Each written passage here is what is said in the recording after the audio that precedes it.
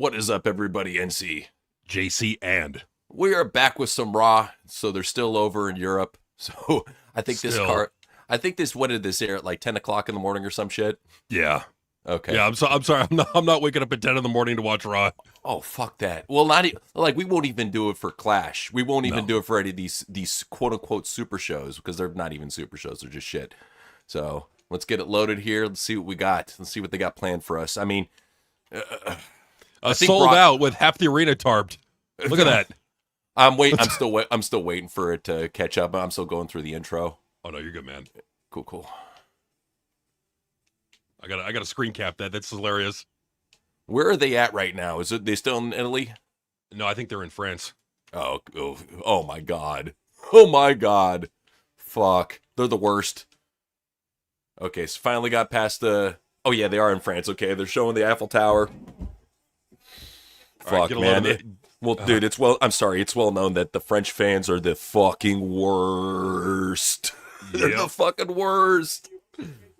Look at these Thankfully geeks. Yeah, I know, man. But hey, thankfully for me, I got the volume turned down on it. So For sure. No, that's the way to do it, man. that's the way you do it. Well, yeah, I'm looking at this rinky-dink 5,000 seat arena. Look at this shit. Dude, this is like some Jack Murphy Stadium bullshit. Look at this.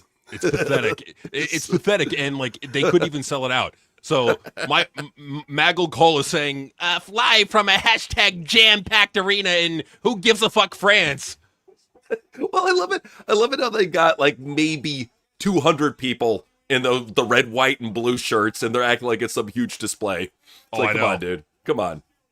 Oh, so they're opening up. They're showing, oh, look at all these fucking charisma-less luchadors we have.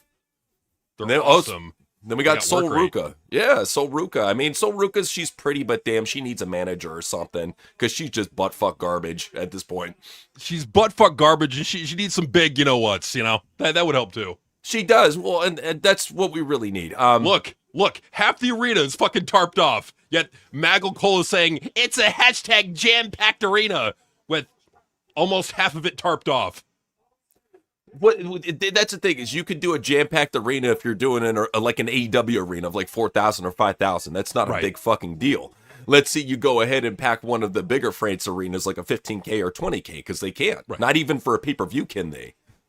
Yeah, but they're jerking off like they've just sold out this arena or they jam-packed it. Like I'm looking at the right side of the arena here. It's all tarped off. All tarped off, looks like shit. And then just showing a recap right now of Penta versus Solo. I guess Solo's on Raw now. I don't even know what's going on with these roster trades, bro. I don't either. I don't either. It's all like this. It's hey, we just had an impulse to change up the roster. Who gives a fuck? All right. So I'm also looking at the seating, bro. Like what you said. Look at the floor. Look at the floor here. Look at all these empty seats. It looks like one of those like fucking abandoned hockey arenas that they booked. So it's like this is what we got to deal with nowadays, man. One, a lot of it has to do with the fact that right here they're showing a bunch of women's wrestling and they're doing a Queen of the Ring tournament. I don't give a shit when you're gonna push somebody like Io Sky that does nothing. She's not young. She's not fucking. She's not gonna put anybody over. That's the thing about Io. Is like if you put her at the top, she's like a female Cody Rhodes. She's gonna just fuck up your main event. So what even is the point besides Triple H getting his nose hard? That's the point. It's Triple H getting his nose hard, Well, and it's just so frustrating because we've already been down this road with her, and what's it gotten us? Has it Nothing. made new fans? No. Well, that's the thing too. It's like Io Sky. We could say this is people that actually reviewed Black and Gold. Ever since she debuted as Io Shirai, she has been shoved down our fucking throat as one of the best Joshi grapplers in the entire universe. I've at this point seen at least 50 different Japanese women that are way better than her in looks and wrestling ability and casual appeal. And practically the entire Stardom and Marigold roster is better than her. Right. No, they are. I mean, at least their punches look better.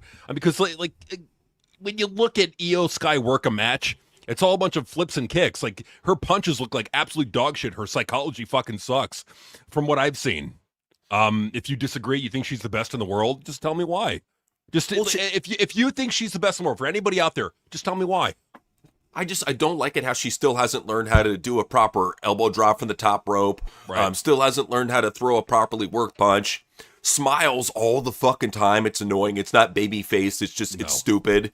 Never has had a character. Like, I think at one time maybe they were alluding to her being like a drunken Japanese chick, and they should have gone for that.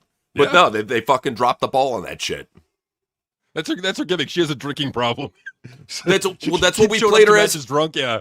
Yeah, that's what we played her as in NXT. We're like, look how fucking drunk she looks coming out, dude. Let's make her a fucking alcoholic. It works. It works, man. I tell you. And so, I'm sorry, Obafemi is walking down the ringside. He's getting loved by the French fans. This is the one thing about Oba is when a guy gets reactions like this all over the world, you put him in the top spot immediately. You don't wait to pull the trigger. You make him. I would. You know what? I would shock the world. I know this would be controversial. I'd have him beat Roman Reigns. I see why, because like you're fast tracking him, you're creating kind of like another Brock Lesnar. I get it. I like if you do that, I would do that at WrestleMania. I would have Roman just hold the title for a while, and that way from now till Mania, that's in my opinion, that's enough time to build up Oba to the point where he could go up against Roman and it'd be believable, especially if he beats Brock at SummerSlam. Okay, now Oba's been elevated, and now it's believable that he could take on Roman and beat him. That's what I'm saying. No, definitely. I didn't mean like immediately. That's what exactly I was talking about is definitely Mania. Build him up, have him beat Brock at SummerSlam. You know, he ends the whole rubber match thing. Brock retires, gives him his respect. Then maybe have him topple like a guy like, I don't know. Even it doesn't have to be on SmackDown or Raw, whatever. Gunther, I think, would be a good name for him to topple on his way up, because that way that solidifies him as the number one contender. And then you have him win the Royal Rumble over in Saudi, have him compete against Roman. It's the way to do it, man. It's the way to do it. All right, so the French crowd, they're going nuts for Oba. They're doing his strut. And it's what we've said this whole time of what gets over. Right. Having a memorable chant, something that the crowd can interact with. Now the crowd can do the Oba strut. It's like that's like the Daniel Bryan yes thing, the Matt Hardy delete. And these are all things too. I'm sorry, these are all things too that other wrestlers or other performers did. They just put their own twist on it. You know, like, because for the yes chants, people thought that was Daniel Bryan, but no, if you had been watching UFC for a while, you would know, no, that's one of their fighters was doing that, you know, Diego Sanchez. But nah, like even with Obafemi and his walk, it's basically an updated Fargo strut. You know, he adds a little bit more swag to it, you know, and even Brock, like people said that Brock was doing the Obafemi strut. That's the Brock hop. I knew that all the time. Dude, Brock does that. He bounces on one side, bounces to the other, bounces. Like, Brock invented the Brock hop. I'll give him that. Brock invented the Brock hop, man. That's the whole thing about it. It's like you got to be memorable and you got to be imitatable in a way. Because like, I mean, look at Stone Cold, look at The Rock, look at every wrestler that like got like to the mountaintop. They were all imitatable. Macho Man, Ultimate Warrior, Ric Flair, Roddy Piper, all of them. John Cena. The you can't see me. Yeah, no, they were. Well, and that's what really matters too, is the fact that there were so many marketable stars under Vince McMahon. And like the only marketable stars we're getting now, and the fans would never give them credit for it, is TKO. TKO is the one pushing people like Obafemi, Trick Williams, Braun Breaker, Logan Paul into the spotlight for once. Like, they're the ones that are doing that. It's not Triple H. If it were up to Triple H, we would still have Gunther shoved down our throats. We still got Cody, Seth Rollins, all his boring favorites. Well, no, absolutely. And the reason and how we know that is we have a track record of what Triple H has done, what his proclivities are, what he normally books. What he normally books is NXT Black and Gold darlings, shove them up your ass and down your throat in the main event. And or if they're like the son of a legend that he was a fan of, like Dusty, that Dusty worked with him in NXT, so there's that too. So like I feel like with Triple H, there's a lot of his own ego and a lot of his own personal bullshit gets involved into his booking, which fucks things up. You can't do that. You cannot let your emotions and your personal bullshit get involved in the way of business. That's why he's one of the worst out there. And the reason why I'll say he's one of the worst out there, I hate to say this, dude. I might get heat for this. I would take Scott D'Amore over him. Yeah, I would too. The reason why is because it was said recently in an interview, Steve Macklin said at the very least that a guy like Scott D'Amore, he did a good job of at least building up his talent and making them feel like they're welcome. And at least he's got good Canadian connections. At the same time, though, they're all marks, dude. But at this point, it's like, I'll take the fucking most low-grade mark over Triple H at this point, because even they would try to switch things up in WWE and try to push different young talent. I give Scott credit, at least he tried to push young talent. Well, and then the question would be why has WWE been so boring as of the past 3 weeks? And I'll just say this: it's the European tour. They can just mail it in. Because they realize that the American crowd that they're going to be watching this on a delay. They realize that Europe is it's a pocket, so it doesn't fucking matter. And if anything, this is the lull period. It always has been up until SummerSlam. So what they do is they kill a couple months. Oh, Dominic is coming out.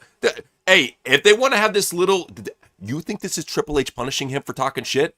Remember we covered on the news? If he gets annihilated by Oba, probably. Because he does this shit. He's done it before.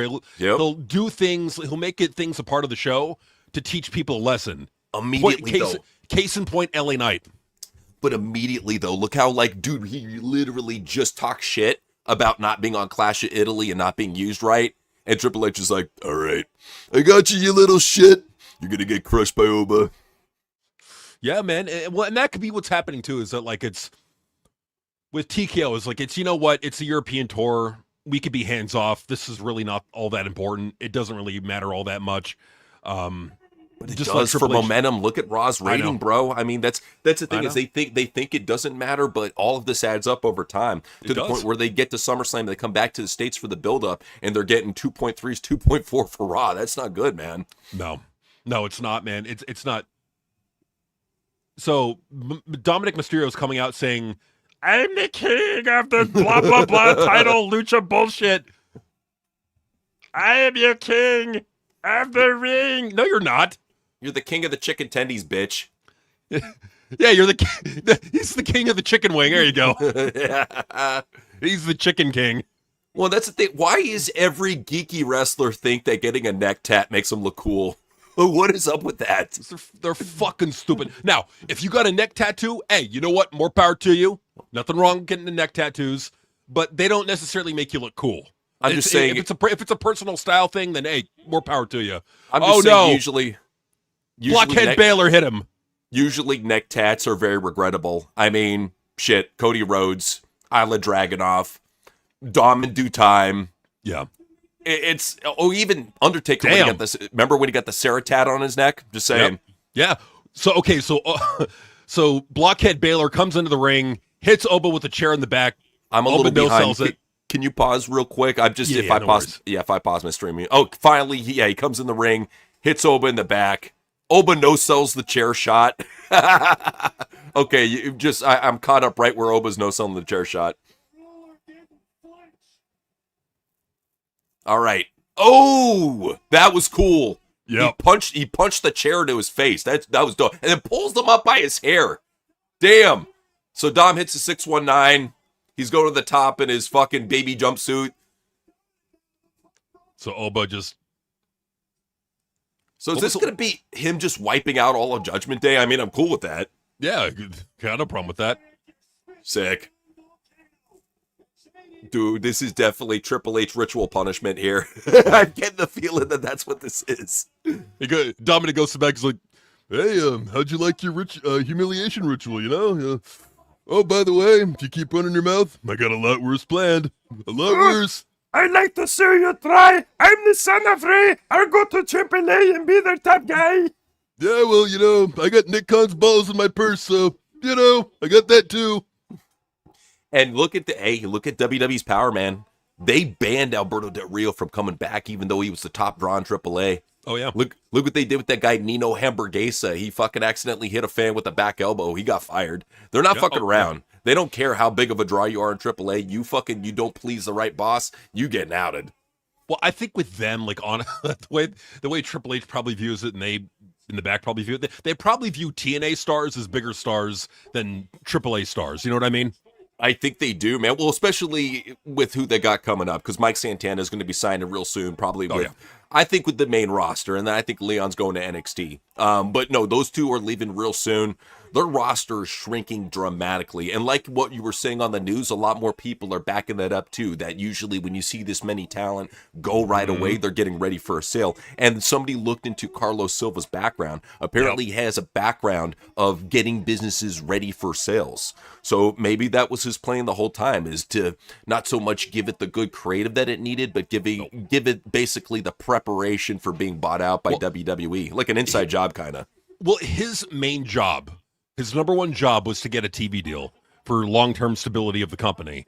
The talents, what he's been doing has been signing them to one-year deals, very, very short-term deals. So yeah, there's a few people coming up within about like 2 months that they've. Mike Santana's going to be coming up pretty soon. I believe they're what's his name? Leon for sure. Leon Slater, yeah. Yeah, Leon for sure. Like, because I don't see these guys, especially with the hype they got behind them, wasting their time. Like, Leon's going to go on to be probably a little bit of a boost for NXT because of his flip-flop bullshit. Right. I think he probably will bring in like 250 to 500K in fans. But it's I'm sorry, not that much. Wait, what am I thinking of? 25K to 50K. Yeah. What am I saying? I greatly overstated that. But nah, so they show Seth Rollins backstage with Jackie Redmond, and he's wearing his like fucking 80-year-old blue blocker shades with his black tuxedo, looking like a gay Satan. He's like, yeah. They'll cheer for anything, dude. Well, they're France. Well, yeah, that's what I'm saying. Is like the thing about France that people need to understand is if you have some sort of chant to your song or your character, that's all you will fucking hear all match long. It's new version. It's the new version of the volleyball or the beach ball. I'm sorry. Bring that back. I like the beach ball because it's just funny. Just funny seeing this beach ball being knocked around the arena. We got some like boring Sheamus versus Cesaro match in the ring. No one cares about it. You just see this beach ball flying around the arena. Like that was the good old days. At least Vince had common sense back then. It's like, damn it, get a beach ball out there, get it out there. And you know, Cesaro got so triggered by it, like, why are they playing beach ball, while I'm giving amazing wrestling classic inside the ring, What the hell? And he went out and he popped the beach ball. I was like, damn you, Cesaro, you know how to kill the fun. Thanks. He's a buzzkill. Dude, his career fucking died in AEW, which is sad, because Claudio was motherfucking talented. I'll give him that. He can't talk on the mic, but you get that guy a good manager, a good mouthpiece, like a Paul Heyman or something, he could be world title material. Like, the shit he does is fucking mega athletic. He's got good physical charisma, he just can't talk on the mic.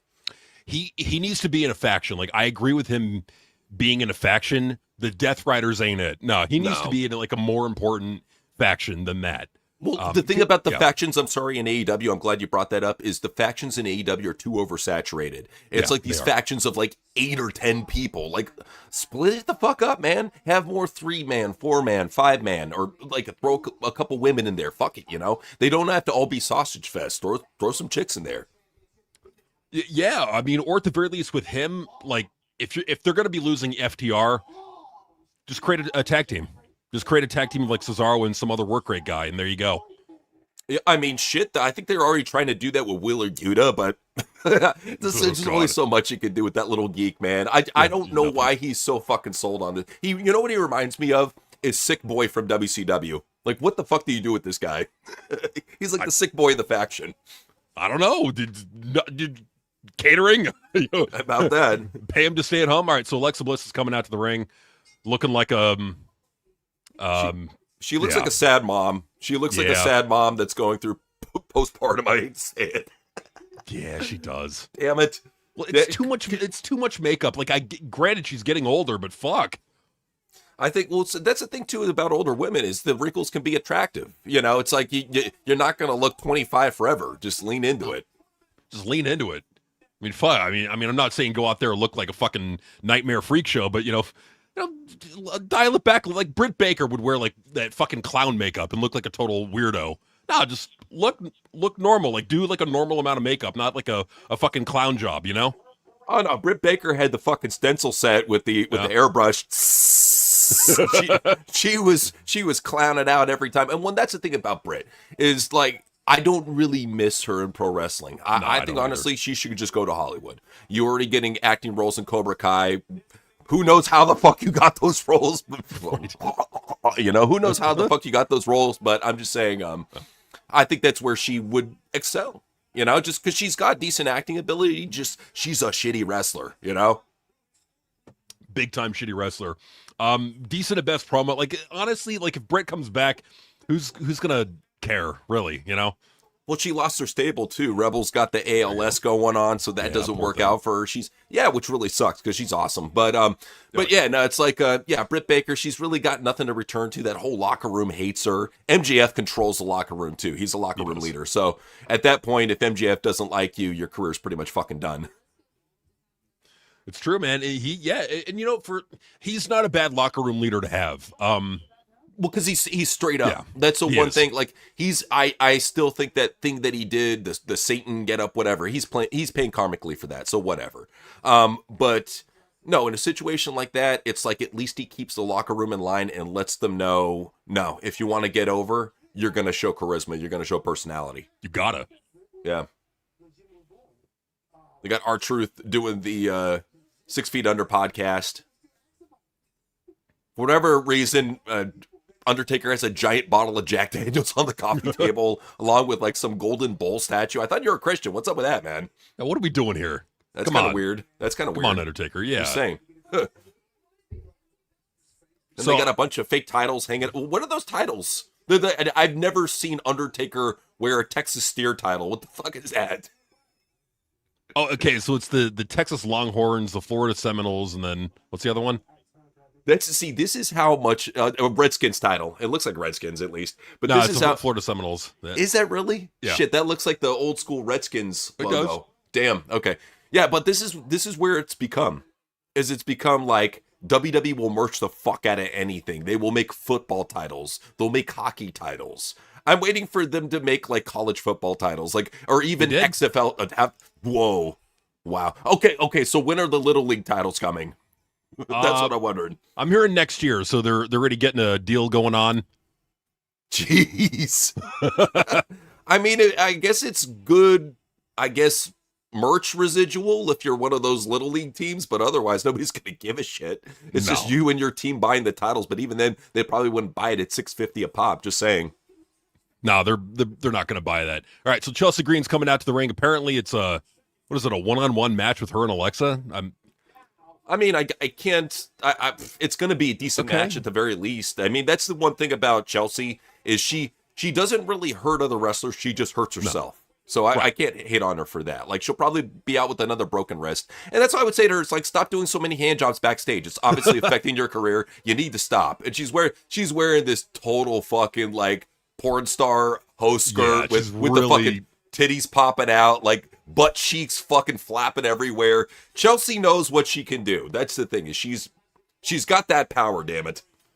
Hey, you know, and good on her. I mean, she looks good. She's funny. She's just a fucking whiny liberal asshole. If she would just stop at the fucking virtue signaling, I think she'd be okay. Well, you know? She's got that geek for a husband, so that doesn't help. Yeah, that doesn't help. No. Hey, Chelsea, do you know the WCW action figures used to vibrate? Ew, I'm filing for divorce, you fucking tiny dick dork. She should. I mean, when you're like, and he literally was talking about vibrating action. Like, why would you bring that up to your wife? Well, I'm honestly thinking a lot of people backstage are freaks, bro. I'm thinking a lot, male and female, they're all a bunch of fucking swinging freaks. Well, they all love sticking shit up their ass. Well, speaking of a freak, Becky Lynch is coming out to the ring. Oh yeah, my vacation is ruined. I'm trying to eat my lasagna, and there's Pete Rosenberg. That's her new thing. Like, I can't go on X without seeing some stupid fucking Becky Lynch video wherever she is in Europe, and she's like, my vacation was ruined. So stupid. But with Becky, at least she's trying, you know. And that's she's a goofball. I like it. Well, I'm not sure if you saw, but Sol Ruka was doing the chicken dance to Becky at a live show. No, bro. If she hits her head and becomes Clucky Lynch, I'm telling you, the merch that you would make by Becky being a retarded chicken that does Irish river dances, like the money is just waiting there for TKO to take. So the question is, do we bring back Terry Taylor as the Red Rooster for her manager? Yes. Cool. All right. But you gotta put him in a rooster costume. That's the rules. Of course. Nothing. You wouldn't even know it's Terry Taylor. We'll even put a beak on his nose. This could be so fucking stupid but great, because that's the thing. We've always told people that Becky Lynch, she's a natural goofball. You need to let her be a natural goofball. Just let her be a goofball, man. I mean, it's just what she does well. All right, so we got Liv Morgan coming out to the ring, holding up her title. Doing her little slut dance. That title is as big as her. She's skipping, staring at the crowd. Well, I don't like these fatal four-ways because, like, I just think it diminishes a lot of the people in the match. I'd rather it be one-on-one, you know? Oh, happy birthday. Happy birthday, Liv. Cool. There you go. Happy birthday. So what do you think she is? Like 32, 33? What do you 32. Think? 32. Okay. All right, so she hops into the ring. So we got Chelsea, we got Becky, we got Liv, we got Alexa. This is a pretty decent fatal four-way. I'll give it this. I mean, it has a lot of potential. So they got a happy birthday banner up in the rafters, or up on the what do they call it? The fucking. You're right, the rafters. Or the atrium, or whatever it's called. Nosebleeds. Yeah.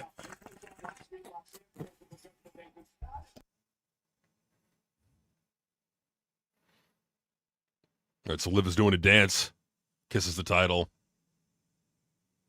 You don't know where that title has been. It's true, man. Well, we've seen what Jacob Fatu does with licking the title, man. You don't want to be doing that shit. No. Maybe she's trying to build her immune system. Maybe COVID's active over in France, you know? Who knows? Yeah, it's a good way to do it. Just start licking shit. Lick handles, lick doors, lick guardrails, everything. Anything that a hand touches, lick. Yeah, you know those changing tables in the bathroom, lick those. Yeah.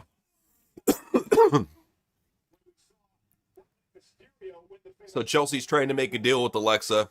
They shake hands, but Alexa ain't playing that shit. Tries to hit her with the Sister Abigail. Becky's hitting her in the throat. So, since it's going to be match, I want to talk about the future of TNA. Where do you see them going for the end of the year? With TNA, I think that it's just going to be mailed in. Yeah.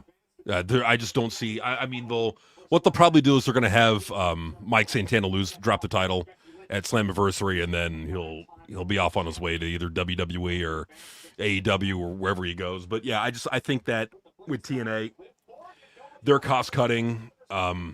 There's really no reason to put money into that company if you're just going to sell, and that's what I think is going on.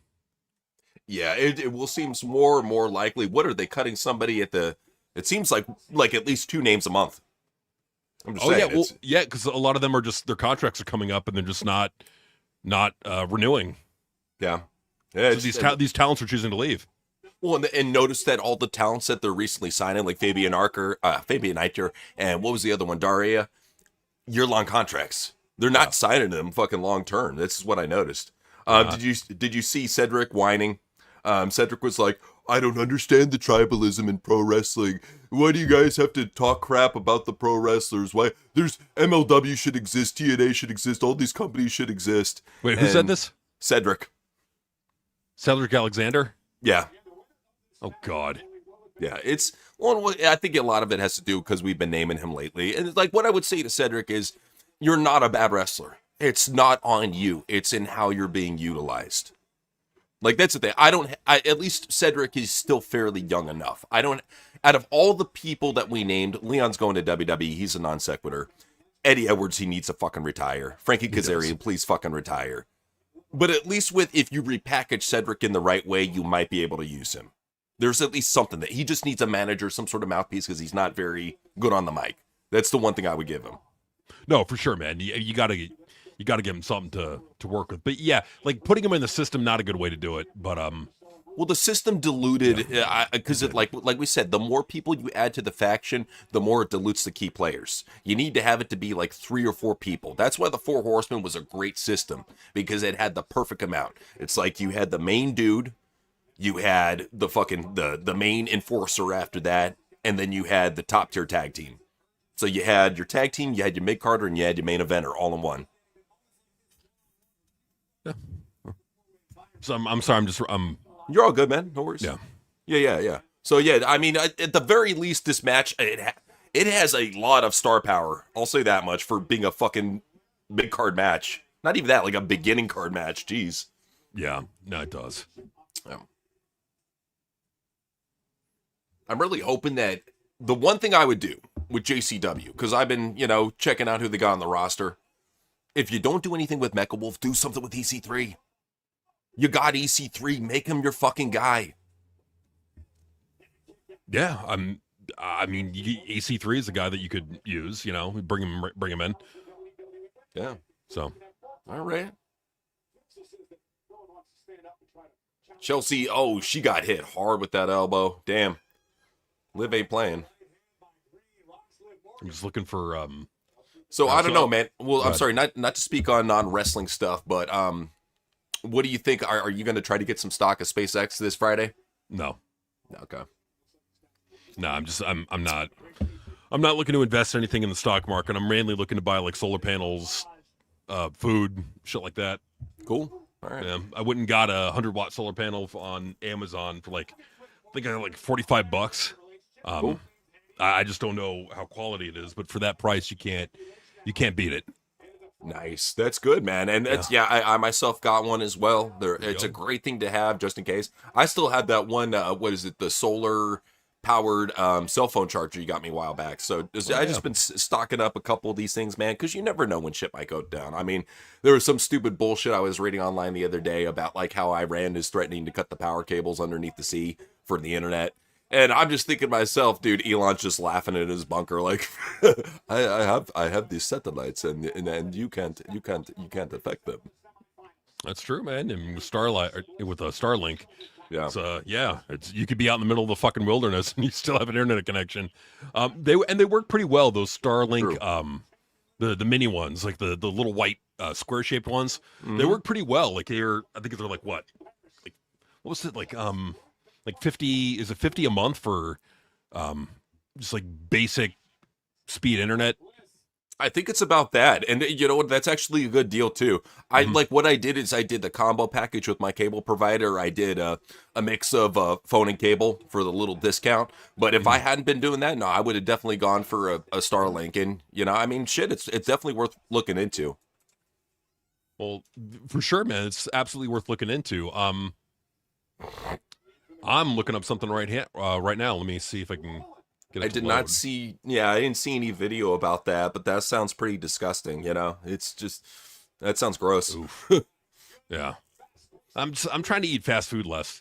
It's good. Well, because it's good to not eat it as much because, especially with food, the price of food rising, it's better just to make your own meals. And there's a lot of people putting out good videos online. Like, I love it. It's like cooks and they go to the grocery store, spend $10, 5-star meal, Oh, for sure, man.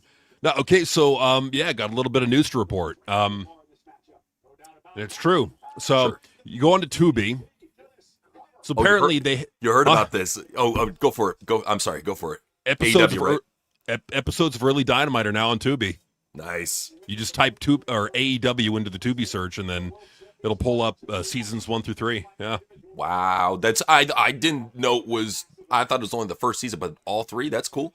Yep. I mean, that's a good sign. That's definitely a good sign that they're on Tubi. Maybe it might lead to them adding more of the library. It's definitely not going to be a live thing, but just the fact they made a deal with Fox, I think is pretty cool. No, it's pretty cool, man. So yeah, I mean, there's that too. I mean, AEW could also get a deal with Tubi. I mean, you have AEW's content right now on Tubi, so that could be a good sign. And Tubi, honestly, it's a great platform to be on. It's the best. Yeah. Tubi is the best, dude. And if you guys want to get Tubi, just go on your smart TV, go under apps, download the Tubi app. It's completely free. You don't even have to really create an account. You can just hop right on, watch just about any movie. I created an account just so I could have the continue watching and the history and whatnot. But no, it's super awesome. I love the movies that they've been putting on there. All the good movies from like the 80s, 90s, 2000s, 2010s. just such a wide swath. Like you can really go looking for whatever you want. Like you want to watch a sci-fi, action, comedy, western, horror, whatever the fuck you want. They got good movies for every genre. And then the shows, even if you're a wrestling fan, they got some good wrestling shows on there. They got some good documentaries. I was watching the one on, like, one of the ones on CZW the other day. So yeah, they got a lot of good shit for wrestling fans as well. Wrestler movies, you know, all the practically like most of the WWE Network movies that they had on there. So it's, if you're a wrestling fan or just a movie fan for that, and even shows, they got a shitload of shows too. Here I am putting over Tubi and not getting a paycheck. I mean, but they got content, man. I think you should, like Lord Waleed, you should probably do something like your own 2K channel, you know, like get 2K 25 or 26 or whatever, and then start doing what you're doing, like make the character and show it and narrate and all that, you know. That's why the best thing is, like, if you're doing a create a character thing like that, might as well do it with these modern video games, you know. Fuck yeah, dude, absolutely. Oh no, like flat out. I even saw an earlier tweet where this one chick was saying, deadass, how come Tubi has better movies than Netflix? And Tubi replied and said, we care for the people.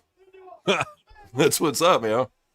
I mean, it's true. It is, because like a lot of the content on Netflix, it just sucks. It's just like and they don't have like a lot of good old shows on there. Like a lot of it's just the new shit, you know? Absolutely. Yeah, especially if you love like watching older shit like Married with Children. They got what you need, you know. They got the good older shows on there. Yeah, no worries, man. That's my whole thing is like it's just go there just to hang out, man. Just go there just to hang out, just be friends. Best thing you could do. Absolutely. Here's the thing about Charlie Sheen. The guy couldn't miss in the 90s. Like he's one of the fucking awesome. Very under, like all the Sheens are fucking great. So, yeah. Oh no, they were, man. They were awesome. Yeah, they got a lot of good classic shows too. I know Truly watches a lot of good like 60 shows on there. I think they might have Mr. Ed, possibly. I don't know. Could be. Yeah. All right. So Liv Morgan has punched her ticket to the semifinals. I don't mind it, you know, because at least she's champion. You got to protect the champion, I guess. But and it was in a clusterfuck win, so. Like, she stole a win from Chelsea, so that works, I guess. Yeah. So, yeah, it's going to be Sky versus Rodriguez. You already know Io Sky's going to beat Raquel, which sucks, because Raquel outweighs her by, like, 50 pounds and fucking has, like, 7 inches on her. Oh, for sure. So is this going to be, like, between, like, Liv and Io, and they're going to have Io go over and win the women's fucking crown bullshit? Dude, maybe you do. Do you have DraftKings in your area? Do I? No, I don't think so in California, no. You need to go to the casino and bet on this shit if you can. Because Triple H booking is so fucking predictable. I'm at this point of like, you know what? I'm willing to go to the casino and make a fucking bet on this if they have it up. I mean, I just don't know, like, how much money are you really going to make on those kind of bets, you know? It just all depends if it's up. I know it was up on DraftKings. You could bet on WWE stuff. But maybe there's some betting markets out there for this shit. I'm just saying. Could be, yeah. Well, I'm sure there are. Yeah. Yeah. Oh, so now they're hyping up of the Rey Mysterio mask.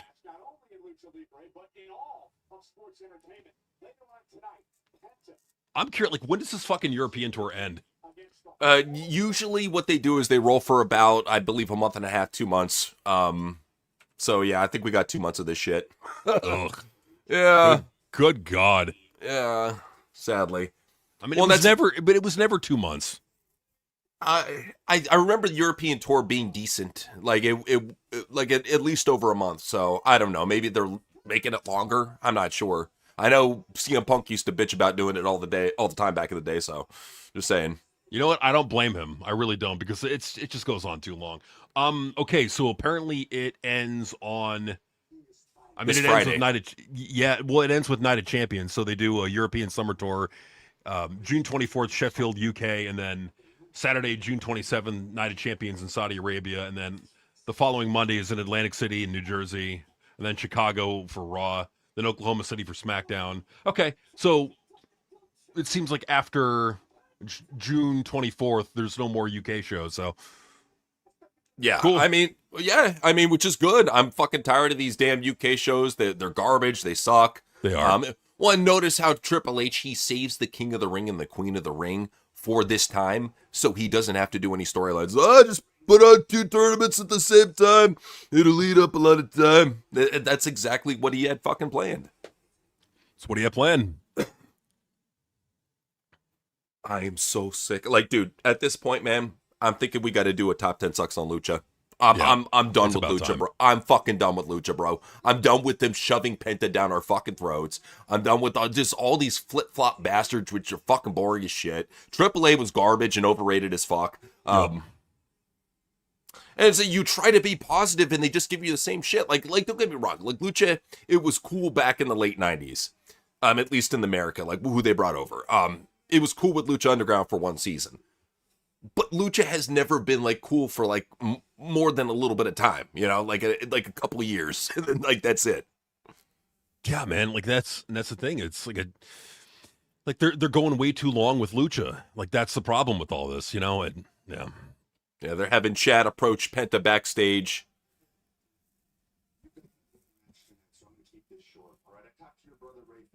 Dude, I can't believe you just got done having him in a huge fucking feud like that. And you're putting him in some shitty little fucking mid-card feud against Penta. What the fuck? Right. Dicks. Like, this is the type of situation they could have put him in the main event after that shit. He basically upgraded. Yeah, I mean, he did. This Ross of like, I'm trying, man. I know you are, man. You, that's the thing. Is these European shows are a fucking drag, man.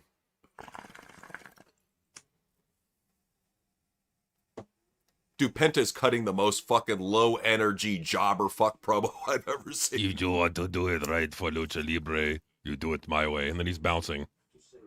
Ugh. I still don't get why you would take a demon-possessed luchador and make him a babyface. What kind of fucking retard does that shit? Oh, there it is. Yep. I don't know. Yeah. Literally, Penta's gimmick, for those that didn't realize it in Lucha Underground, is he was possessed by a demon. Well, I mean, make it make sense, you know? Right. You know, but at least, honestly, with that, at least he was more badass. He was like breaking people's arms and doing cool shit. Now he's just some goofy cartoon character, you know? He's Big Bird, you know? He's Rey Mysterio with a bigger stomach. Yay. Yeah. Cool. He's just a chunkier, lamer Rey Mysterio. What an upgrade. We got a chunkier, lamer Miz here in Ethan Page. Yay. The future.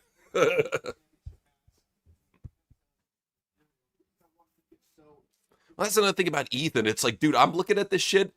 Byron is towering over Ethan Page. What the fuck? Jeez. I mean, yeah, he is. Look at that. What the hell? Put Byron in the ring at this point. Dude, dude, like he's such a geek. He's such a geek. Look at you. Oh my God, he's awful. Like he's like just a fucking, like, he's like the Miz if the Miz just gave up and had no talent. That's what he is. Seriously, just make him just an SJW Canadian cuck to Chelsea Green. Have him coming out on a dog chain. Fuck it. Why not? What we need. So he's saying, where's my rematch? I don't know. Go ask Triple H. Why are you asking the crowd? Like, how do we know? Like, why would we know that? And why would these French geeks even give you a rematch? There's so many other work rate darlings. You're just another dude. He's just a guy. Wow, is he really 37? Holy cow. Wow. Oof. Damn. I gotta look that up right now, man. Yeah, please. Let me know the age of this fool. Yeah, he was almost 37. Wow. The clock is ticking. Like, what has he provided to the main roster as of now? Fucking muffin tops, bitch tits, lame promos.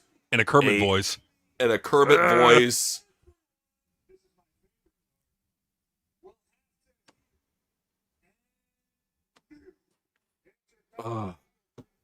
Every fucking promo is, I will be the champion. I'm going to defeat you. I want your belt.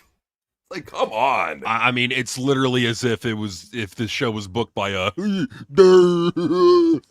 Well, that's the thing. It's like it went from one of those things where wrestling was insulting your intelligence to literally them having like non-intelligent people just giving insulting bullshit. This is what we have now. Sad.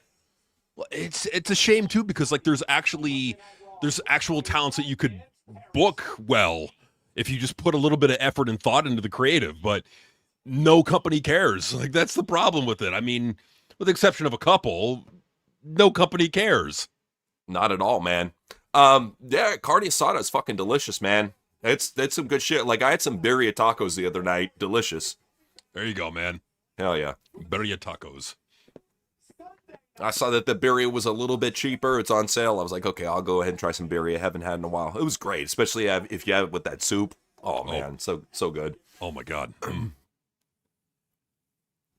right, so now we got the 41-year-old future of the company. Seth Rollins, he's shaking hands with Montez Ford. Damn, he's 41? I think he is. Wow. Or 39, my bad. Still, I mean, it's not. Yeah. Considering his injury No, he's history. 40. Wow. May 28th, 1986. So he's shaking hands with Montez backstage. Montez is trying to go for like the smooth pimp daddy gimmick. Like I don't like smooth pimp daddy Montez. He has to have a couple lines of cocaine. Let him fucking use drugs backstage. Fuck it. Yeah, a coked up Montez Ford is like the way you go. You don't make him just some boring guy in a coat. That's what he is now.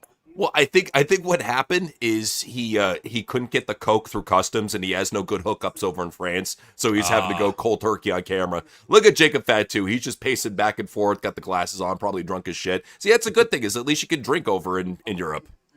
Oh yeah, they don't care. Just you can walk around drunk, you can drink wherever. It's the fucking wine is cheaper than water. That's the way to go, man. I mean, or if you want to drink. Now, I and my brother don't like drinking. It's just not what we like doing, but. I'm just saying that's the only thing you can do to really let loose over in Europe unless you know some drug contacts. That's about it. And think about it. They could go to wrestling events, you get your beer, you go to the theater, you get a beer, you go to the grocery store, they have beer samples. It's crazy. Especially over in Germany, they have fucking beer samples at the grocery store. That's awesome, man. I mean, again, it's awesome if you drink. If you drink, yes. Yeah. Just saying.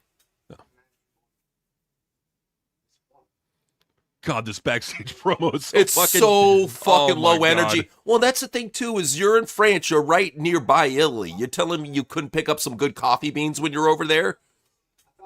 I mean, like, fucking shove them up where the sun don't shine to get it, like, right into your system if you have to. Do what you gotta do. Butt chug fucking espresso if you gotta.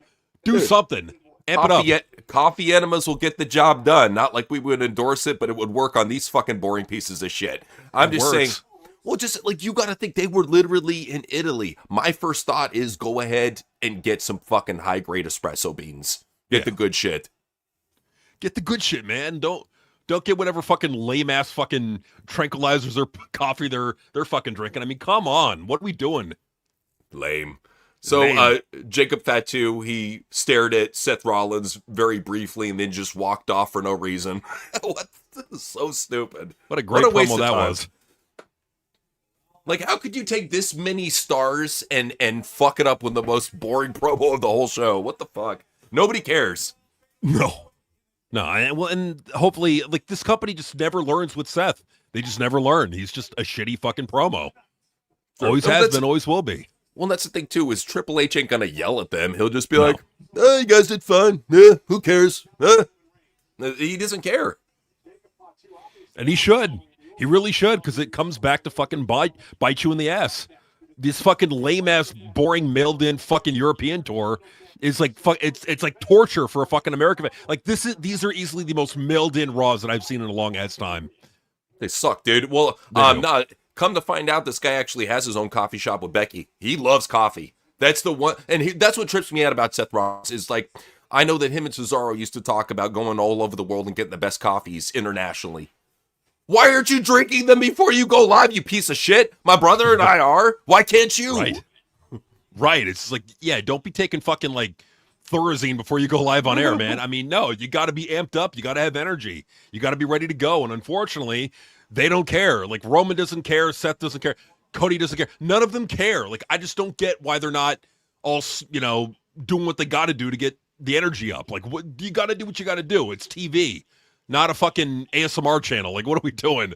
Well, I bet you anything. This is something that would probably gain some controversy, but I think they're all bullet point promos now. I think that they're so fucking lazy. They don't want to write these guys scripts, so they just say, yeah, talk about the match you're going to have later, do a face-off, walk away, stare at him as he walks away, and that's it. That's it. That's all you got to do. Well, and that makes it even worse because then a lot of the ball is in the court of whichever wrestler is cutting the promo. True. Which is, you look at it, you had Montez, like, with half of his brain missing. You had Seth Rollins completely about to fall asleep. Yep. You had the Usos, who looked like they hadn't drank anything in at least 2 weeks. Completely sober Usos. And then you had Jacob Fatu probably having a schizophrenia spell, just going walking back and forth. It's like, that's what you had. And that's the thing, too, is at least the Usos, when they're properly drunken up, they can provide some good promos. Jacob Fatu, when he's all fucking amped out on cocaine, he's a very good promo. Seth Rollins has always been garbage. Montez, when he's high, is fucking amazing. He can be. Like, well, it sucks, like, the potential there, man. But they don't care. They just don't give a fuck. No, they don't. It's a shame, too, man. It is. Well. So Sol Ruca is strapping on the belt right here. Looking lukewarm as shit. Even the French crowd don't really give a shit about this poor chick. She needs something, man. That's the thing too. Is like we like Sol, but man, they ain't doing nothing with her. That doesn't make me feel good about people like Tia Hale and Tatum coming up. No. I think they're gonna get treated like shit. Just saying. Big time, they're gonna get treated like shit. It's because think about it. I'm sorry. Think about what happened to all the people in Chase U. They completely dismantled the stable and they're slowly firing everybody. Because they don't know what to do. They've already done everything they've done. What else do you do, you know? Well, and that's the thing is Dick Futchin, at the very least, he was kind of charismatic. He was learning, you know? I think it helped that he was working with Andre Chase, who's great. But then you had Tia Hale in there. You had the other goofy blonde guy. There was potential, I think. I think, honestly, Chase U had the most potential out of NXT, and they completely dismantled and destroyed it because it's too much acting, too much charisma. What they cost themselves, what Triple H cost WWE is he cost them an opportunity to sell a lot of merch. I'm telling you, man, those Chase U shirts would have sold. They would have sold. I don't know how well they would have sold, but they would have had a following on the main roster. No doubt. No doubt at all. No doubt in my mind. But yeah. Well, and that's the great thing too, is that these talents, especially with Chase U, it's a great way to bring in a new talent. Because basically they graduated from NXT through the Chase U Academy to the main roster. Make it some sort of thing where you can kind of like bring them onto camera and give them meaning right away instead of just throwing them randomly out there and hoping for the best. Do something, man. Fuck. Yeah. Well, that's what, especially in a program like NXT, it's made for developing youth. That's the perfect transference point for taking that youth and just building them up from there, you know? Absolutely. Yeah. So they're showing some very boring fucking promo between Matt Cardona and Cody. Once again, here these guys have mixed drinks, and this is the most entertaining promo they can deliver. Come on, dude. How can you have alcohol and coffee at your disposal and you're like this? What the fuck? Seriously, I don't understand why everybody's so fucking low-key and tired. I get it. You know, you're probably jet lagged from the tour, live off of coffee. I don't care if you get CM Punk bags, dude. It's about the performance, not the appearance, you know? Absolutely. All right, they got the Bird Lady coming out with Bayley. Bayley, I don't know what it is. It's almost like she's like, I'm tired of being ugly. I'm going to be hot for once. You think that? Well, what do you think went through her head? It could be, you know, and you know what? You got to do what you got to do. I mean, you do your best. So do you think that she's going to be appearing at All In or All Out, whatever the fuck it is, in August, July? Well, whatever. I don't even know when the fuck that shit is. I just know it's this summer. Honestly, I think she could resign. I'll be real. I think she's going to resign. If you're seeing her this much, I think there's a good chance Could be. I mean, well, because that's the thing is Bayley still gets a decent pop. Right now, she's probably my favorite out of the 4 horse face women to watch. So I'll give her credit for that. I mean, Because Becky's not too bad too. Mercedes, I don't watch AEW, and Charlotte sucks. So it's like you don't got much to go from, you know. Just you got this. Yeah, Take what you can get, you know. yeah. I mean, at least they're trying to up their game sexually. You know, that's all you can hope for with this main roster. Something. Yeah. Oh no, wait, that's Lyra Valkyra. I thought she was coming out with Bailey. Because usually Is they've she? been No, tag she- teams. Oh yeah, no. So she's just by herself. It's a fatal 4-way. They had her, Sol, Ruka, Charlotte, and Jade. It's probably going to be Sol winning this, but I think Jade should win it. Yeah, I think Soul's gonna win. Yeah. They seem to be protecting champions and top contenders in this little tournament, so that's what I'm thinking. Yeah, I think Soul's gonna go over Lyra, and yeah. Why does Alicia Taylor have giant rubber bands in her hair? What? You know, I'm sorry. Is she using it to hold up the hair? I don't know what she's thinking. It's just like, I don't know. What if I put rubber bands in my hair? I don't. You go, girl. You know who she reminds me of is almost like a black Wayne Static. You know how Wayne Static used to keep his hair all up like that? Yes. I found out and I was grossed the fuck out. He uses cow cum. So Ew. maybe that's what she uses. I don't know. Oh, from Static X, yeah. Yeah. Yeah, that's. I mean, yeah, Alicia. There you go. You could be putting cow cum in your hair. There you go. There you go. Nice and natural. Organic. Non-GMO. No chemicals. So they're holding up the title. Is this for the? This is for the title. So it's a fatal 4-way for the title. Is this part of the Queen of the Ring tournament? I'm not sure. I don't even know. I don't know. I don't know what the fuck's going on here. Okay, Women Intercontinental Championship, and it's only 2 people now. What I'm so confused by what I'm seeing because they hype up people on the graphic. I guess that's next week or some shit. So it's Lyra versus Sol for the Intercontinental Championship. Lyra's doing all sorts of fucking like Roderick Strong, fucking Nigel McGuinness, like hand flip work rate bullshit, bending of the wrist Pete Dunne style.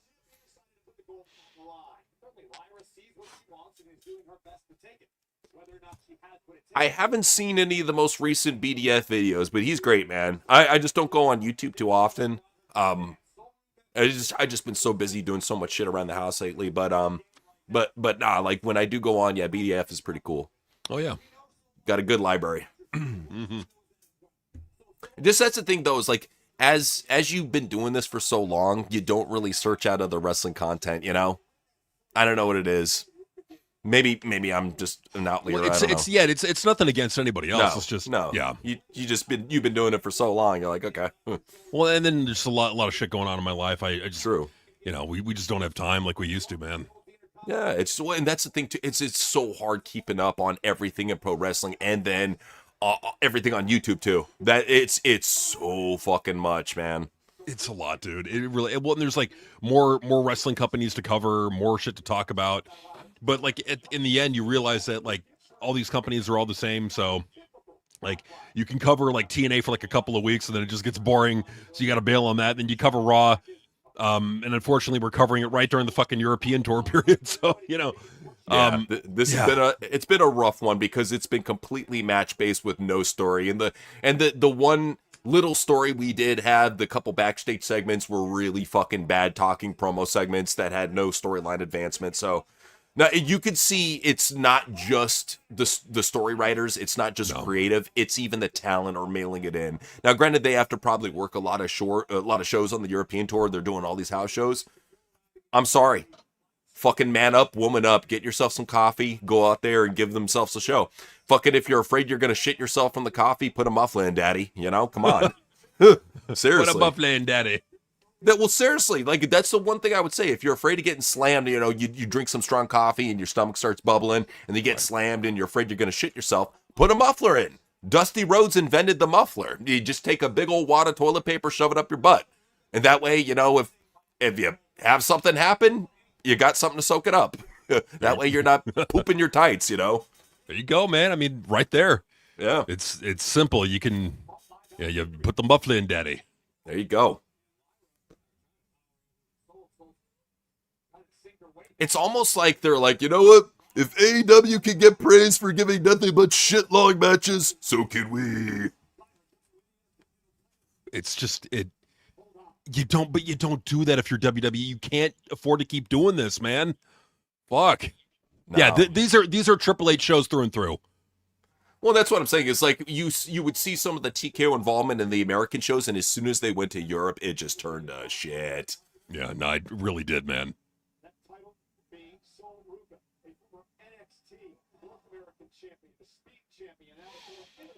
Who cares about the fucking Speed Championship? Retire that shit. I can't even believe that's still around.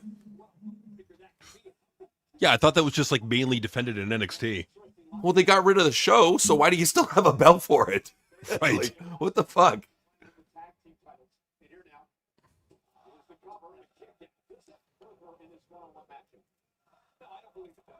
The fans are so fucking bored, they're starting a chant. This is how you know that wrestling is fucking boring, when even the French people start chanting. This is what they do when they get bored. I'm wondering if I go over to France, if they're just waiting in line at the DMV, if they just start doing soccer chants. I'm wondering if that's what happens.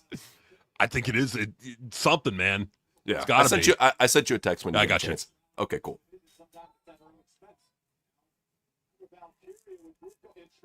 What the fuck? What is this butt fuck retarded Boston crab she's got going on? And you can tell Lyra's been having a little bit of the bread over in France because she's got a little bit of a muffin top right now. Yeah. Come on. How do you go from being great in shape and you got this fucking Meg Griffin belly going on? Hold up. Okay. So yeah, I sent you another one. Cool.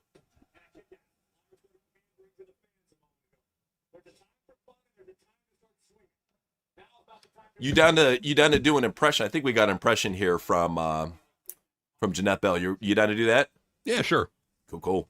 So Jeanette Bell said impression. Teacher meets with Punk and Roxy to talk about her pregnant belly. Roxy says AJ is barren, so it was up to her to expand family. Teacher is appalled. Mic settings. Oh yeah, for sure. Thank you. Okay. So edit mic settings. Cool.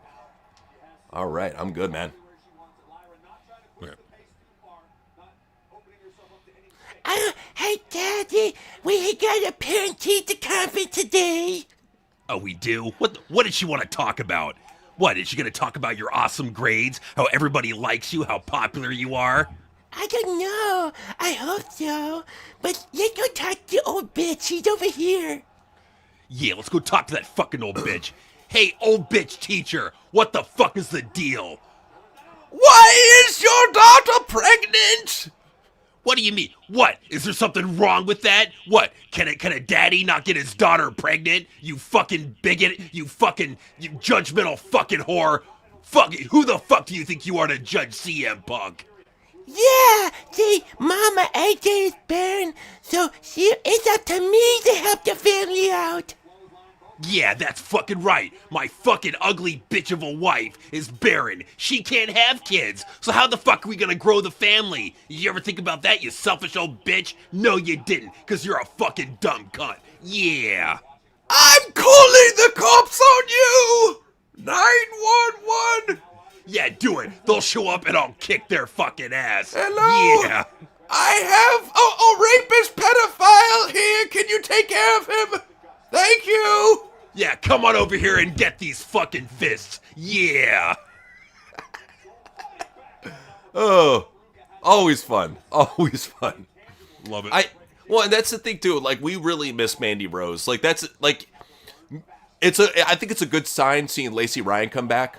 Not Lacey Ryan, but Lacey Evans. I'm sorry. Nothing. We don't want to see Lacey Ryan come back. Seeing Lacey Evans come back, that's a good thing.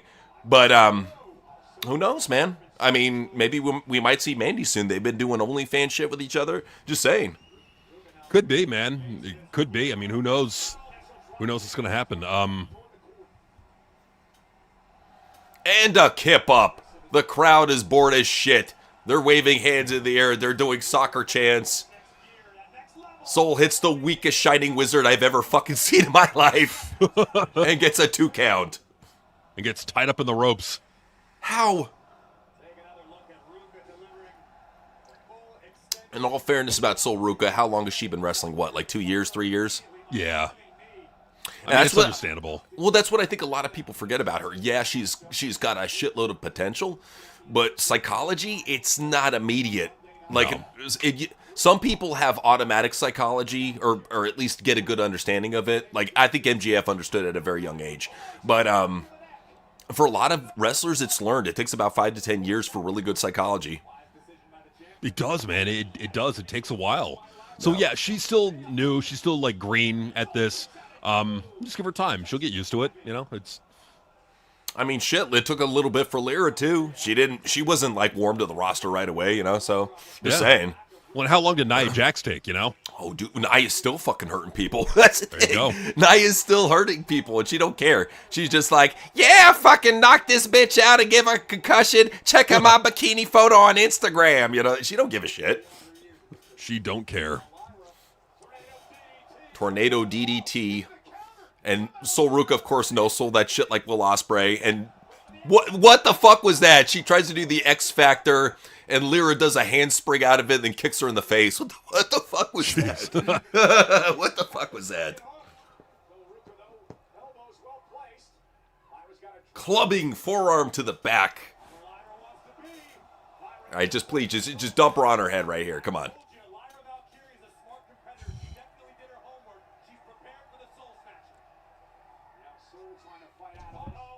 And Sol Ruka wins. And what a shitty way to win, too. Like, Jeez. After all the things that they did, like, that's how she fucking wins the match. Come on, dude. That's such a lame way to win it, man. Well, and it didn't make her, like, having her do this long match, it didn't help her, like, at all. It just made her look fucking weak. Right. It showed how green it just showed how green she is. I'm sorry, I just think the Soul Snatcher looks like shit. The way does. that it's just she flips backwards and does a weak stunner. Yay. I'm sorry. Yeah. I'm not on the point where I'm going to say she's roll sucker, but damn, this woman needs some more training. She honestly, she's almost there, man. If we're being real, she's almost there. Yeah, I'll tell you what. She's one botch away from being roll sucker. And she's getting there, man. If she gives, because that's the thing, is she had stage fright during the Becky Lynch feud.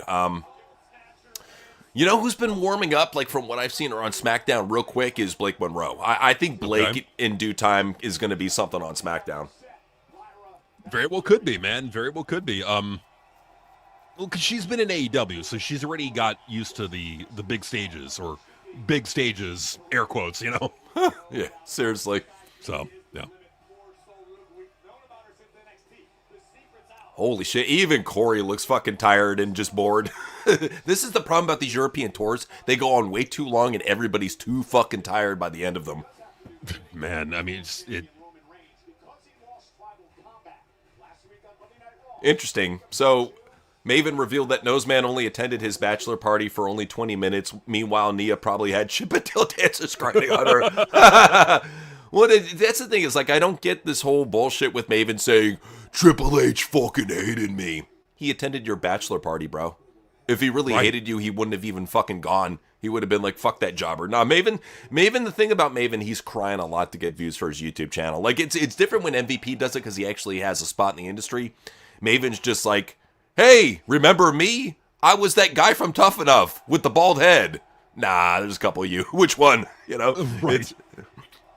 Well, and that's the thing. It's like every has-been washed-up wrestler starts a podcast thinking that people give two shits what they have to say. Like, me personally, I got nothing against Maven at all. I just don't care what he has to say. I just don't care what he has to say. Like people used to, and I wasn't trying to be mean, but people used to send me so much Maven quotes back in the day, and I would just say to them, dude, that a Maven quote is about is as useful to me as gas station toilet paper.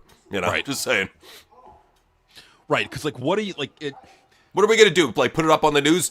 Hey, you remember that jobber from 2002? He agrees with us. You know, it's like, what's the point? There's no point. I mean, like, that's the thing. It's like, even like, honestly, if I want to hear about like a wrestler's opinion on anything, I want to hear about an opinion from like a wrestler in WWE or AEW, like from a big company where they have a perspective of what's going on now. I don't want to hear about like what happened 20 years ago. Like I've heard a lot of those stories. I kind of have a good idea as to what's going on there. Whereas with this, I kind of want to know what's going on backstage today, like what the environment is actually like today. They got to bring a fresh perspective into it. Like Stevie Richards, I think, is a good guy. I like Stevie Richards. I like his content. I like what he offers, But you got to have a different twist on everything than just, I'm a veteran and I experience locker rooms. Okay, right. What else, Right. Oh, it's Ricky Taints. Oh, shit. LA Knight's backstage. That's good. Okay, hopefully they do something with him. So they put Ricky on Raw, or is he just visiting? What's going on here? I think he's just visiting. Okay.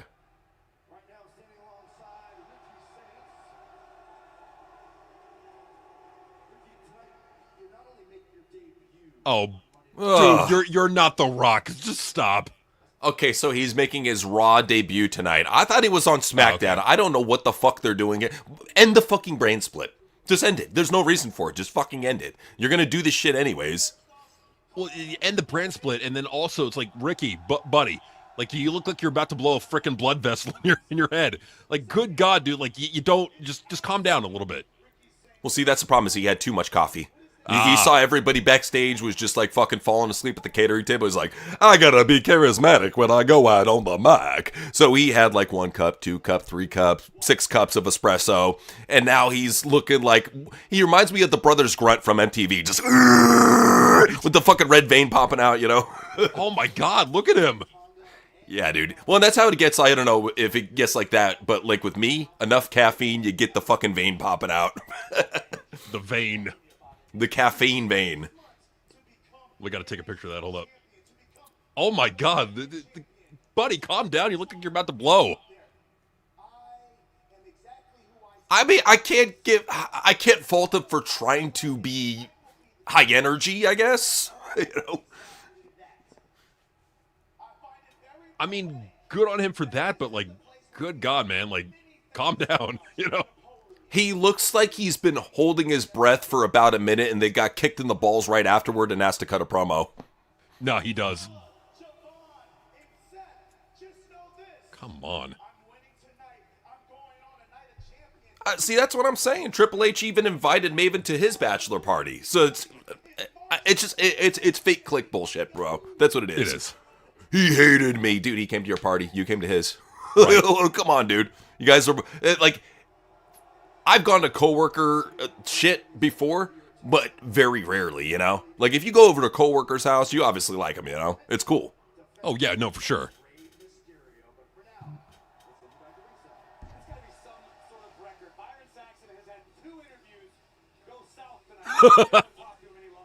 Look. NC. What's up? I'm sorry. I don't think I'm caught up where you at. I'm still at the commercial break. No, I mean, look at your screen, man. Oh, shit, right there. My bad. I'm sorry, I got a text of that. Dude, that is veining. He is veining out. Yeah!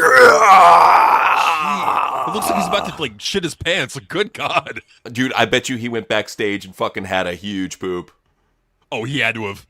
Like, constipated Ricky Taints, buddy, take the dump. Like, you had all that coffee, just take the dump. Just let it flow. Let it flow in the toilet. Let it flow. So they're showing one of the few things left standing in France, the Eiffel Tower, for now. You got a lot of empty seats in the crowd still.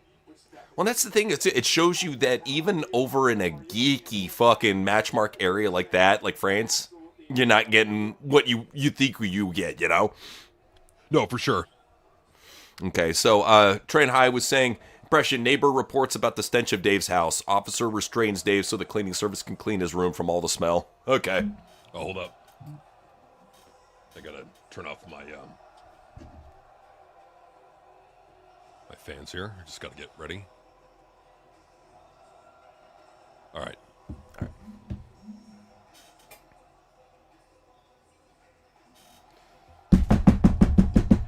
Okay, Goody, can you go get the door? I'm kind of busy at the moment. See, I'm making this penis pasta and I'm adding my own special, Alfredo cream. 5-star Alfredo cream to it. I love your 5-star cream. Thank you so much, Kitty. Ooh, it's nice and cheesy. It's got my 4 mega cheese in it. Hello, we had a complaint from the neighbor about, one sec. What the fuck is that smell? Oh, don't you like it? It's the smell of work rate and great wrestling knowledge. It smells like Breathe rotten in, butt man. semen. What the hell? Yeah, that's what great wrestling smells like. Butt and semen. I don't want to step into this house, but I have to. Can we enter? Come on in, big boy. Oh, you brought the handcuffs. Oh, you gonna get kinky? Come on in, big boy. Somebody hired strippers, Dave. Yeah, she that's why I made sure to wear my Rick Rude apron with the mouth open so I could have my penis pop through the mouth hole. Yeah, baby, I'm ravishing Dave Meltzer. What the hell, man? Why are you showing your dick to me? I'm gonna arrest you just for public indecency. Yeah, that's what I love. See, Kenny, I love the fact you called over some stripper cops. You said, let's see those cop cocks. Come on.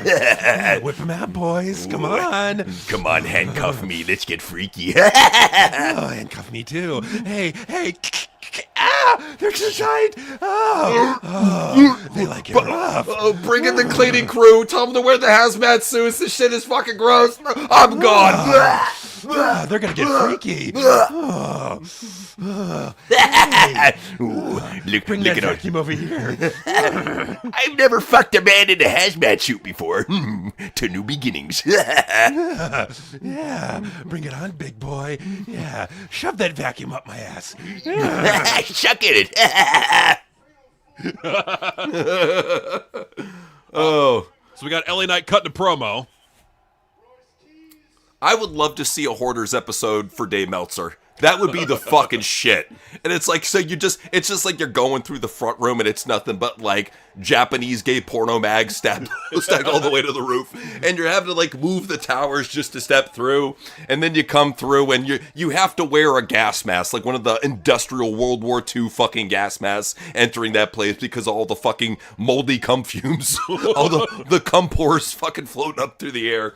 Oh my god. You would have to have a hazmat suit with an industrial gas mask. Only way to even survey the area and even know what's in there.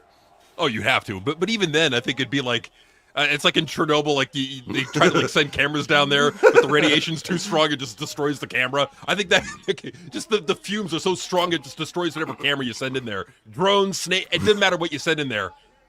They're all getting destroyed by the fumes. You would fly a fucking like a $10,000 Predator drone into there, and it would disintegrate as soon as it enters the house's atmosphere. It's like, you gotta understand that like the type of biochemical weapon that Dave Meltzer has succumbed himself to and gotten used to and immune to. Same thing with Kenny. It's like when you've been around that much fucking male sexual fumes, I guess it changes you. I don't know.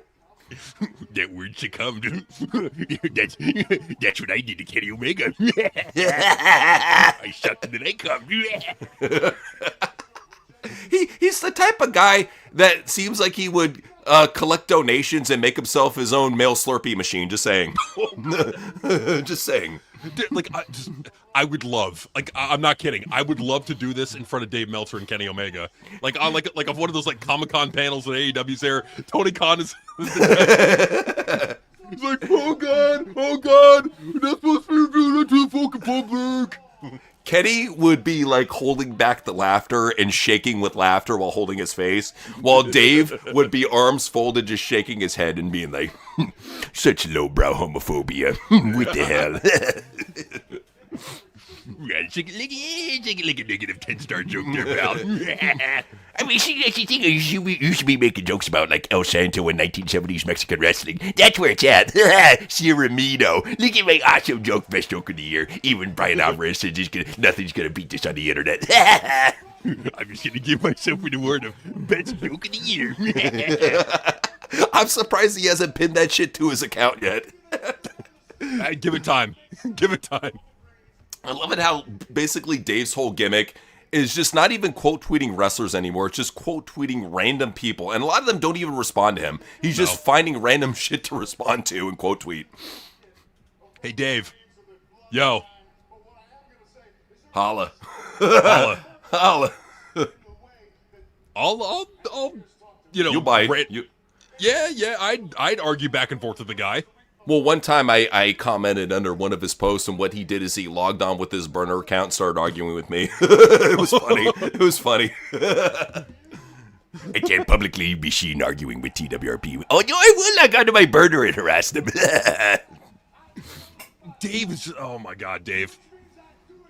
So, LA Knight's cutting a promo, and I just think the fans are just like, you know what? I don't believe that Triple H is going to do anything with this guy, so why care, you know? Well, and that's the biggest thing, too, is like he cuts such a passionate, good promo every time, but it's so hard to get invested in a guy like this when they've treated him like shit so much. You know, he really needs a good, consistent push with no stop-start. That's what it's really going to come down to. It really is, man. Yeah. Like they got to give him something. Okay? Making a promise. All right. He doesn't know how to quit. Well, do you know how to win a world title, or do you know how to convince Triple H to finally just get over his bullshit? Because that would really help. What LA Knight needs, since he's always going up against the odds, and just at the very least get yourself a tag team partner. I'd love it if you got like maybe a 3-man stable, but dude, get yourself a tag team partner. Yeah, get a tag team partner. But like I'm at the point now, like I'm in a way, these past 2 Raws have helped me hate Triple H again, like to the level I was before. You know, I was kind of giving him a little bit of a pass, but now, nah. Oh yeah, we're probably. I'm gonna fucking roast him.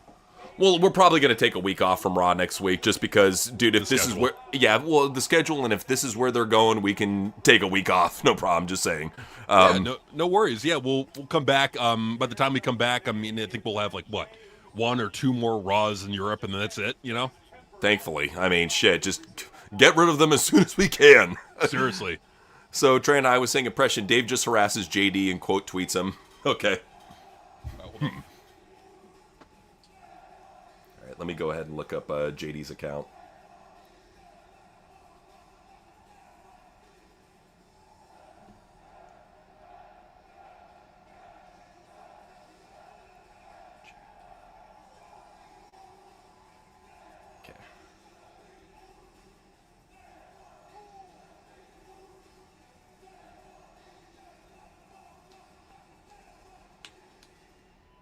Okay, so here you go. All right. Alright, I feel like harassing some of these YouTube geeks. Oh, look at this. JD from New York on my timeline. He said, tonight will be 51 days that Liv Morgan hasn't defended the WWE World Women's Championship. True, because she's not a good wrestler. Jade Cargill went 104 days without a defense of the WWE Women's Championship on SmackDown earlier this year. That's a long-term problem. Okay, I'm gonna quote tweet him. You're actually wrong about that. Because, you see, Liv Morgan, she defends the title on house shows. Jade never defended them on house shows. That's the one thing that you're forgetting about, JD. And, you're just a noob. You don't know what you're talking about. You're not a wrestling genius like I am. What the fuck did this geek send me? Let me see. Oh, you don't think I'm a fucking knowledgeable guy with wrestling? You know what? Fuck you, Bruce. No one fucking cares what you have to say. You killed AEW because you're a fucking joke, Bruce. And send. Ooh, it looks like you want to fight. Okay. Whoop. Quote tweet. If it weren't for me, AEW would have gone under by now. And WWE as well. You should be thanking me for saving pro wrestling and make it more popular than ever. You fucking little rat fucking geek. And Shen. Beep. Oh, really? Oh, so AEW, you're booking AEW. You fucking geek. You fucking outed yourself. I knew it, Bruce. Requote. Okay, quote. Dave, you fucking outed yourself, you moron. We all knew it from the get-go, but now it's come from the horse's ass, Bruce, and send.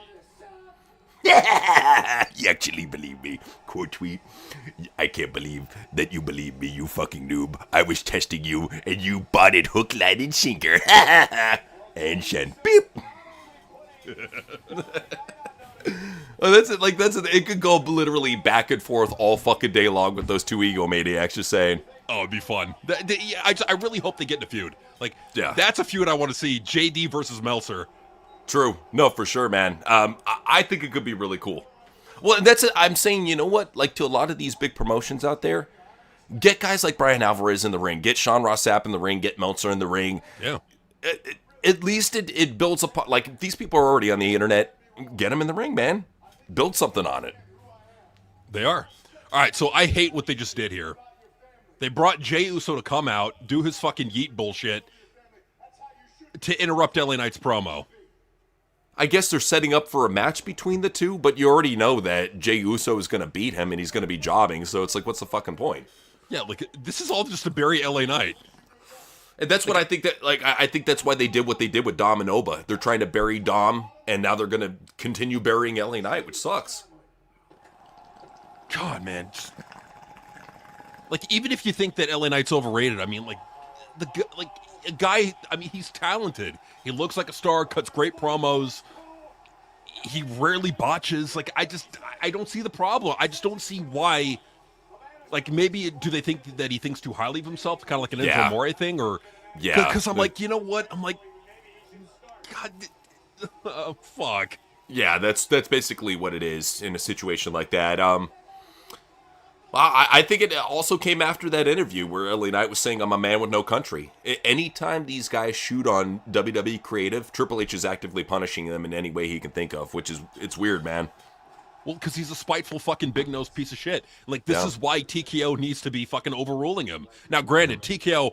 I'm not a fan of TKO and their fucking pricing bullshit and the shit that they've done.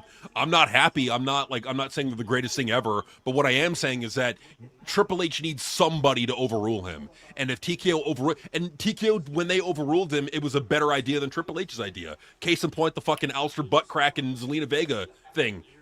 Getting those two involved with Randy Orton and the fucking no. Pat McAfee is at least a celebrity. People know who Pat McAfee is. People care about Pat McAfee. Nobody cares about Aleister Black. Yeah, no, for sure, man. And that's they need to realize you can never do anything with Aleister Black. No. We're proud for you, JT.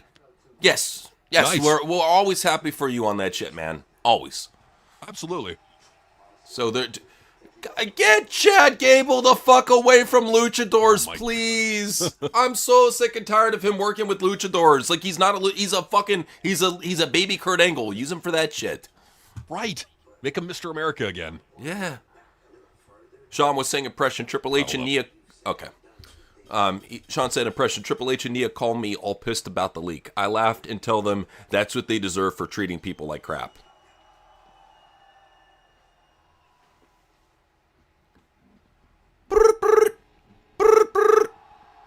Oh shit, I got a phone call. Let's see what this is. Unknown number. All right. Let's have some fun here. Hello? Yeah, about the whole leak thing you did, yeah, we're not happy, and, Steph, you tell him. Show your balls, you little bitch! You're the man in the relationship. You're supposed to be. You got my balls in your bra, right? Yeah, so, yeah, you're gonna have to take it down, or, yeah, we'll send the TKO lawyers after you. They're big and scary, and they'll get you. Ooh. Yeah, no, fuck you in the ass, too. Yeah! Yeah, they'll even fuck you in the ass. Yeah.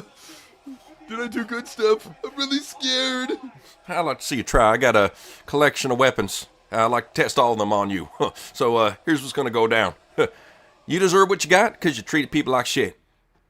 Stop treating people like shit, and maybe, just maybe, I won't drop the video. But as of right now, I'm waiting to drop it. So what are you going to do? Balls in your court, big nose. I don't know, okay, alright. I'll job out LA Knight to Jey Uso again because, I don't know, LA Knight botched a move that one time at Money in the Bank. All right, that's it. I'm going to censor the video and put it up on Rumble. You're dead. No! Nice job, big nose, you fucking stupid fucking idiot! Idiot! Dumbass!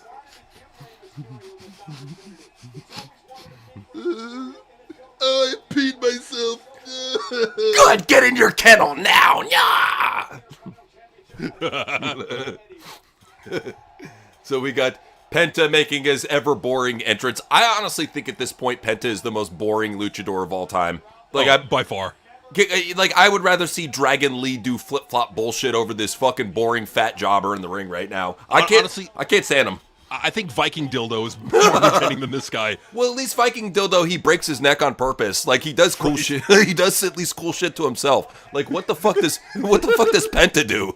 Penta just, hey, look, I'm a fat luchador, and I come out doing a creepy Michael Jackson dance. Yay!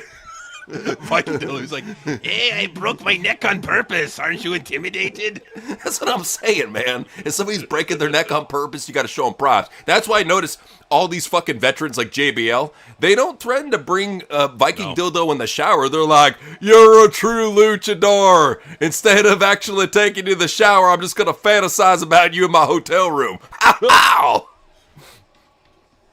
He restrains. That's what I like. Restraint. he respects the work rate. That's right. That could be why. Yes. So there's a what is this pole in the ring? What the fuck's going on? I think they're having a pole match, bro. They are having a pole match. They brought Vince Russo in to save Europe. Shows because they fucking suck, bro. A camera on a pole match, bro. Brilliant. Brilliant. You know, speaking of, you know, I'm kind of, I don't know, it's, I haven't checked out JCW in a while. I think I got to check them out. Yeah, I mean, from what I saw a little bit of them the other day, and then I had to go do some stuff around the house. But like, I saw a little bit the other day, and they're trying. They're definitely trying. I mean, I think in due time, if they push the right people, you can get somewhere. I think Paige Collette is one of those people. I think EC3 is another one of those people. We'll see what happens, man. We'll see what happens, you know? Yeah. So Lord Waleed was saying, what was it? Hey, TWRP, here are some albums. I'm sorry, Justin, my bad. Chat's going fast. Here are some albums and song. Okay, we'll check those out, man. Thank you. Lord Waleed was saying, explains he was struggling with ideas how to carry this bozo in my fiction. There's no narrative depth to him at all, while my character has...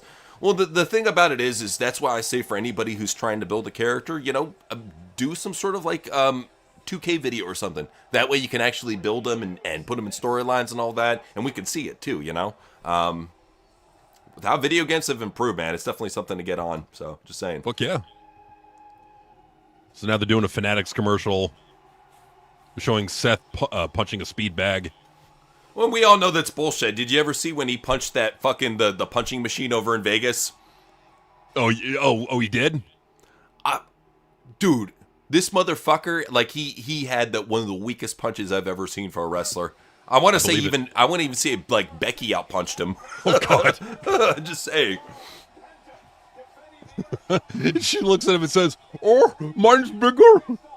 That's what it was. Thank you. Yes. Tiffany punched harder than him. We showed that shit on the news. I knew it was a chick. I just couldn't remember who the fuck it was. Wow, what a pussy. What a fucking pussy. What a fucking pussy. Okay, I'm curious about something. I'm going to just test something out because it's fucking 92 degrees in my recording shed right now. So, hey, Super Bob, just the fact you guys are here, because I see it going on in the comments. You guys are watching the NBA Finals. We appreciate the fact that you guys are even here with us while an important game like that is going on. So, props for that, man. Just saying. So, if I'm correct, I believe if the Knicks win, then the Knicks are the champions.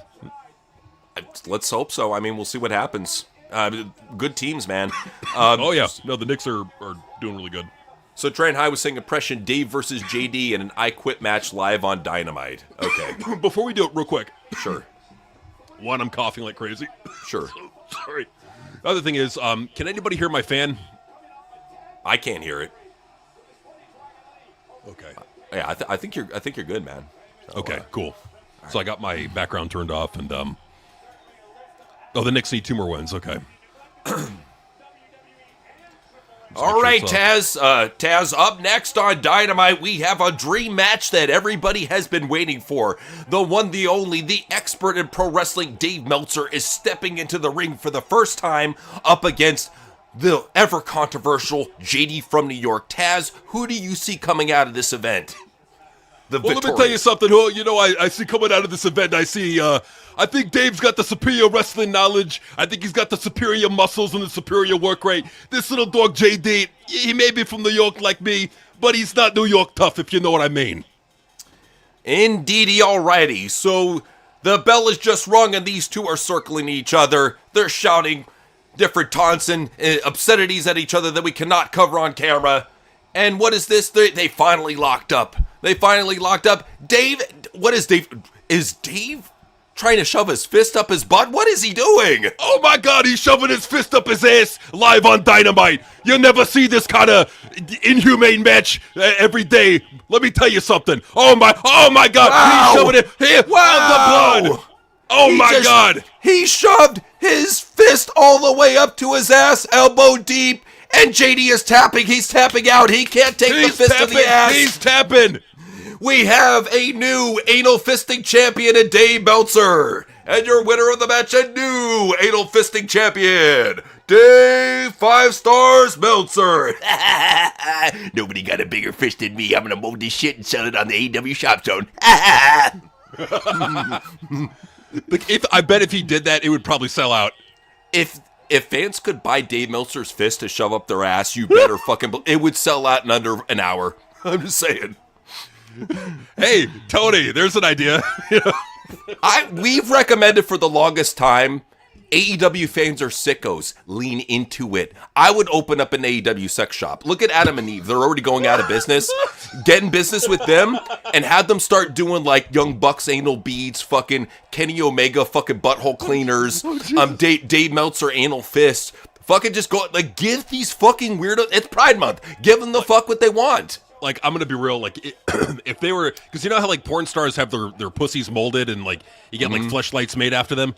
Yep. Bro, could you imagine if, like, some female wrestler, it doesn't have to be, like, a big star, but, like, Monet pussy. Oh, Monet's God. Dude, Monet's pussy mold would fucking sell out. $1,000. Monet's fucking quarter body fucking torso pussy mold would fucking sell out in under an hour, guaranteed. Oh, her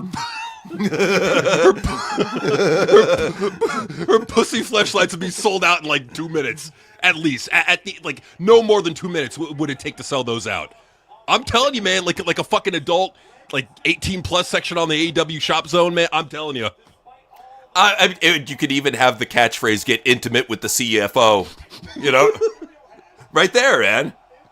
Imagine if Tony Khan gets in, he's like, "Yeah, my son, my fucking dildo, Tony Khan dildo, fall after my fucking dick." He goes up to Mercedes, "Your pussy's so fucking tight, fucking tight, fucking tight." She's like, I wish I would have never done that shit, you fucking weird Iranian cracker motherfucker. It's like, hey, bitch, it's the only way I'm gonna fuck you, okay? So you know what? So fuck you. You can take more time off, we'll pay you millions for nothing. Hey, anything to avoid a lawsuit. Money on the table. Monet on the table. That's right. Love it. Where do you rank Sting, Rock, and Austin all time? All right. Rock, I'm going to put probably at number 3. Austin at number 2. Sting at like probably number 5 or number 6. Number 1, I'm going to put Hulk Hogan. I see where you're going there, man. I think for me, yeah, Hogan I think has to be number 1. Just only because, like, in my opinion, he was able to, well, it's a fact, actually. He was able to get over as, like, be the most over babyface and the most over heel in 2 different companies. Yeah. In 2 different eras. Like that is unheard of. So, like, he's been able to do that. He's a pop culture phenomenon. He transcended the wrestling business. So for me, I think Hulk Hogan has to be number 1 of all time. People are going to say Ric Flair. People are going to say Macho Man. And I hear you, man, but they couldn't do what Hulk Hogan did. Not every wrestler could do what Hulk Hogan did. If they could have, they would have. They didn't because they can't. So exactly. I think, but if I were to rank Sting, I think Sting would be lower on my list. Nothing personal against the guy. I would have, I'd probably have Austin at number 4. Okay. Because on my list I got like Macho Man would be higher. Piper, Warrior. Warrior would be lower than Austin in my book, but I would definitely have, it would be Hulk Hogan, Macho Man. Who would be number 3? Ooh, who would be number 3? That's the good question right there. Like, of all time, who would be your number 3? Well, Austin would have to be on the Mount Rushmore. I think Austin, Rock, Hogan, all 3 of those have to be on Mount Rushmore. And then the 4th one is up to you. I think it's interchangeable for a lot of people. For me, personally, if I had to do a top 4, Brock Lesnar. Brock Lesnar, yeah. Yeah, that's a good one. Because Brock, legitimately, Brock is still one of those wrestlers like you saw a couple weeks ago. That was real emotion. I popped hard for that guy. And I don't do that for a lot of wrestlers. So the fact that Brock can still elicit that emotion out of me makes me realize that I do still love pro wrestling. You know, just pro wrestling sucks nowadays. That's the thing, is that like it's not that we hate pro wrestling, because that's the thing. We love pro wrestling. We don't love how fucking mailed in and safe lazy. And boring it is now, and how lazy it is. And the problem with it is it's just the bookers that are there, man. It's like, I mean it when I say it. It's like, if you were to, like, it doesn't have to be us, although, you know, I think we've proven that we're creative enough to, you know, pitch some pretty out there ideas and get people talking. But like, just like any wrestling fan that's passionate, I think we need passion back in wrestling creative, not veterans who fucking mail it in because they've been in the business for 30 years and think they know everything about everything. No, we need people who are passionate, and it's been proven. It's been proven that these veteran wrestlers, they're just not passionate enough. It's why, like, Russo can join JCW and do a just better job. 1, because he's a better writer than all the other wrestlers, and 2, he's not a mark. And 3, I think Russo's more passionate. I feel like Russo has more to prove than a lot of these fucking mail-it-in veteran pro wrestler dickheads. So, you get a better product. You just get a better product with more to talk about. Isn't that amazing that he has no competition at 65? Isn't that amazing? It's amazing, but in a way, and I don't mean this to any offense to Vince Russo or anyone in that camp, that's a problem. Like, you've got, like, Vince Russo can't be the only one. There's got to be other people who are doing a good job also. There's got to be competition. It's like, you know, with any sport, it's like any sport is good when there's competition. If you got just like one team that dominates all the fucking time, that's boring. Yeah. No, you got to mix it up. Well, and that's a big reason why, too, Roman Reigns' long title reign, it drove a lot of fans away.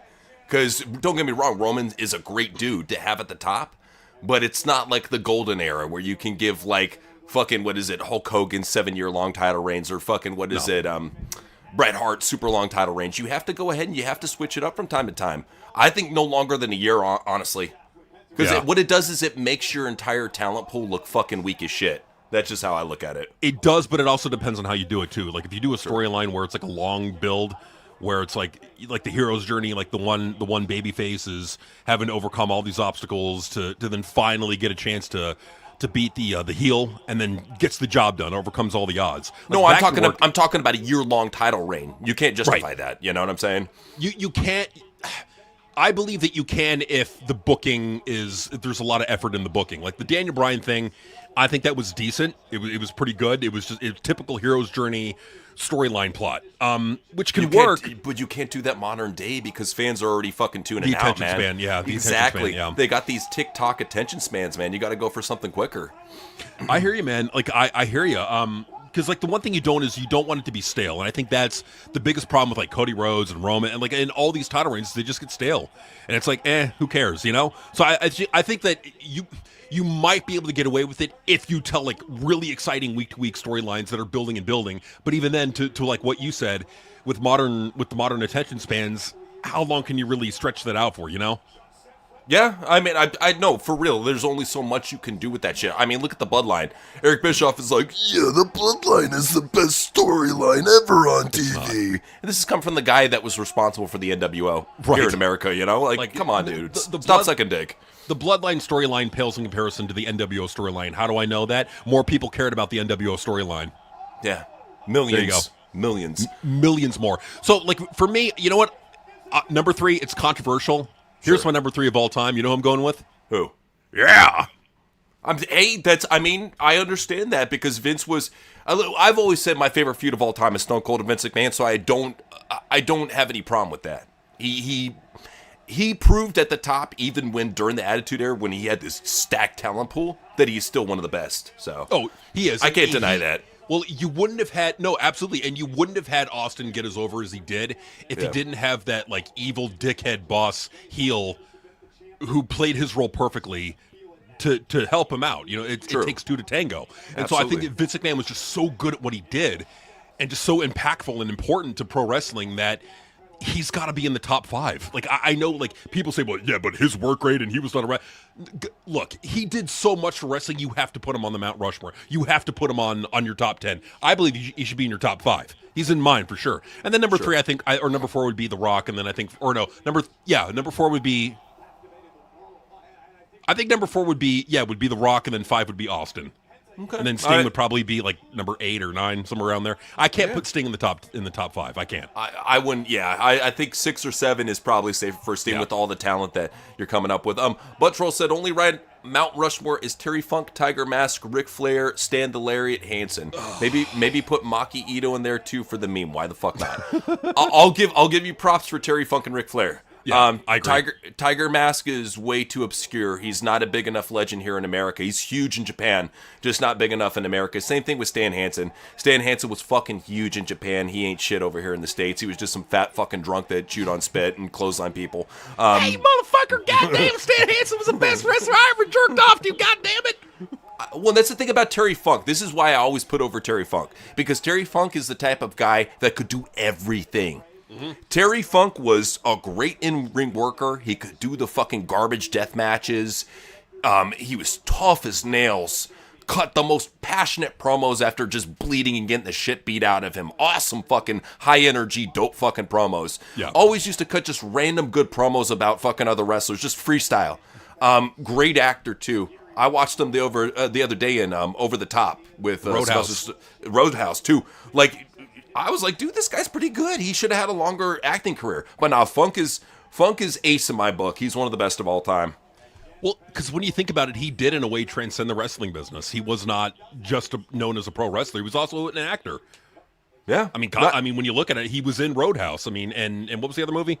Over the Top with Sylvester Stallone, the arm wrestling movie. I went back and watched that the other day. One thing I love about older movies is the pacing. I know, Here we come from the TikTok generation where everything's so short form, or we're so used to swiping through videos. These motherfuckers knew how to make you sit through an hour and a half or 2 hour long movie and not lose attention, because they kept the scenes quick, they kept the pacing quick, they kept good dialogue, or at least cheesy dialogue that you could make fun of. Or they showed you titties, or fucking showed you some crazy car crash or something. Like, it's a lost art, I think, the pacing that they had in these movies. Well, the pacing, but what they really like, because I've been studying up a little bit on writing, like actual like the plots, the techniques that writers use, like the plot devices and all that.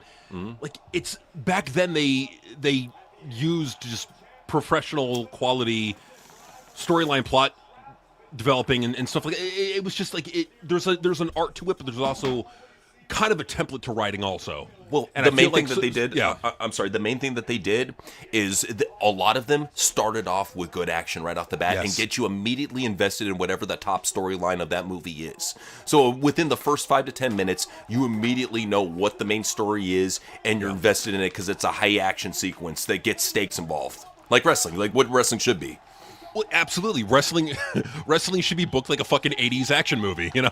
Straight up. For real, dude. Like, especially you go back and watch Terminator, go back and watch Predator, go back and watch any Jean-Claude Van Damme movie, any of like the fucking Jackie Chan movies.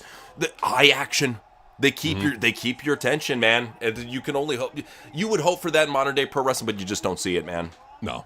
Well, and like, there's a reason why these movies stand the test of time. Like, there's a reason why people in 2026 and people in 2030, if society isn't fucking dead by then, but I think we'll still be here. But like, as long as there's an internet and as long as there's an ability to watch these movies, people are going to be watching these movies in 2030, 2040, 2050, 2060, because they're entertaining. They're evergreen. They're well-written movies. Mm-hmm. And Tubi that will- proved that. I'm Yeah. sorry, that's what Tubi has proved. It's proved that it can go ahead and introduce all these older movies to a younger crowd, to a newer crowd, and they fucking love it, dude. I mean, I'm constantly seeing stuff recommended on my feed and brand new recommendations that are like all older movies that I'm like, oh, cool, this is finally on here, you know? You don't need Netflix. You don't need any of these pay services. Tubi is fucking free. And that's the thing, too, is they don't make you sit through super long ad breaks. You got to sit through maybe like fucking 5 minutes at the most. Usually most of the time it's 30 seconds or a minute. And if you watch it on your web browser, just use an ad blocker. You Yeah. don't even have to deal with that. Well, and the thing about it too is like with Tubi, they're adding more and more wrestling content. And for people who just tuned in now or recently, they've actually got like the first 3 seasons of Dynamite on Tubi It's huge. of AEW. Yeah. I think it's huge because finally this fucking stupid long match fucking ended. So yeah, they had a 35-minute match with Rey Mysterio versus Penta. God, good lord, they don't learn. They don't fucking learn. Yeah, that sucked. But yeah, not like I think we both made a sufficient list for a top 4. You know, Mount Rushmore. Just saying. Yeah. I mean, people are going to be fucking outraged. How dare you have that rapist on your top? I'm like, you know what? Like, without Vince, there would be no WWE. There would be no wrestling business as it is today. I'm just going to say it. There'd be none. Tio, we'll get to impressions real soon, man. Gotcha, man, yeah, well, for sure. We'll get back to him. We're just trying to react to what's going on right now. We'll get back to you guys. It's just that whenever you guys give us simple super chats, they're nice and easy to talk about. We don't have to like shut our mics off or get in character or anything. So just saying. Yeah. Oh no. Oh yeah. No, for sure. Okay, so we got Dragon Lee coming down to the ring. He's running in. Oh, Rusev's got him in the camel clutch. He's got Rey Mysterio in the camel clutch. Oh, Dragon Lee by himself has taken out 2 guys. And they're big dudes, too. He's taking out Rusev. Well, Ethan's not big, but he's taking out a big dude in Rusev. I'll give him that. That's the thing, though. It's like, if you can have her as your valet, cool. I mean, she's good looking. I'll give her that. So, yeah.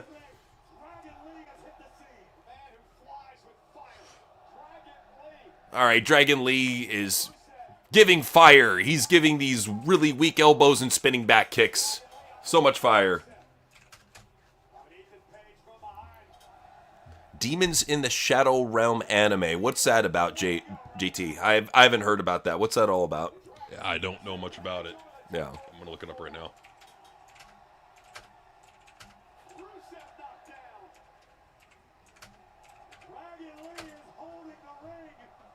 Looks kind of cool.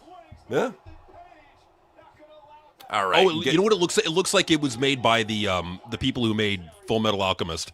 Nice. Hell yeah, dude. Yeah. Okay, well that's good. I mean, because Full Metal, they bust their ass.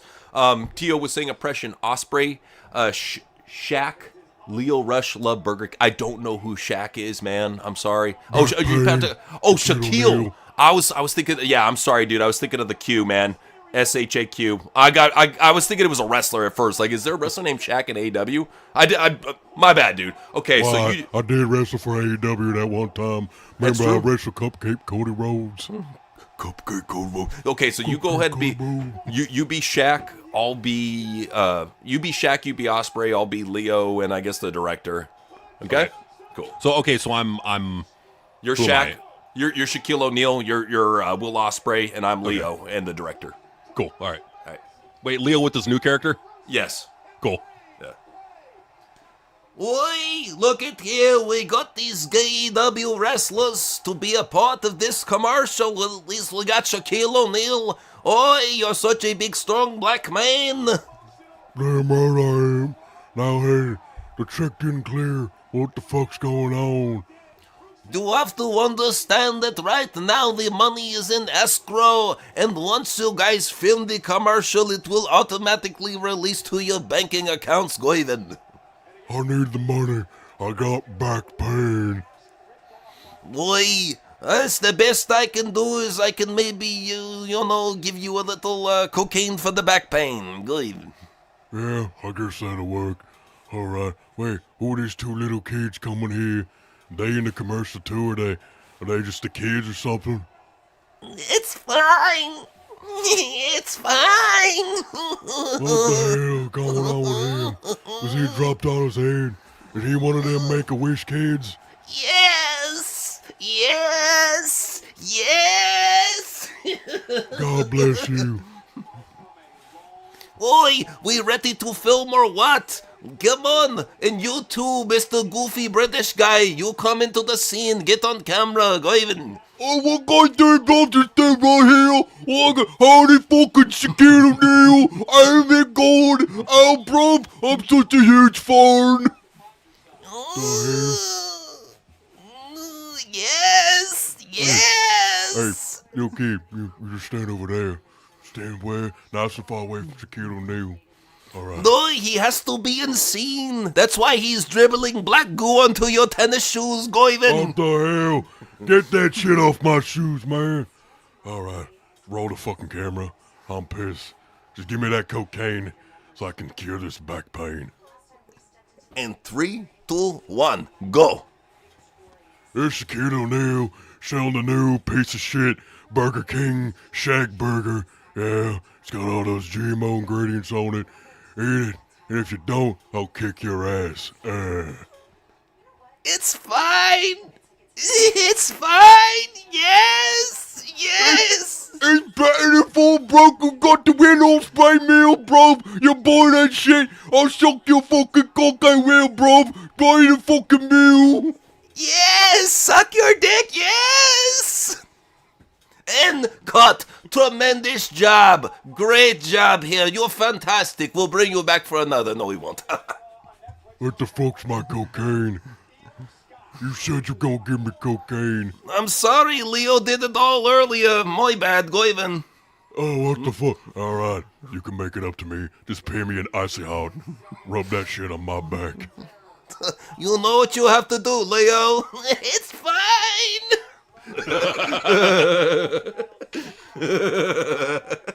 I think he only says 2 things. Maybe he says, It's fine! and yes! That's literally all he says. You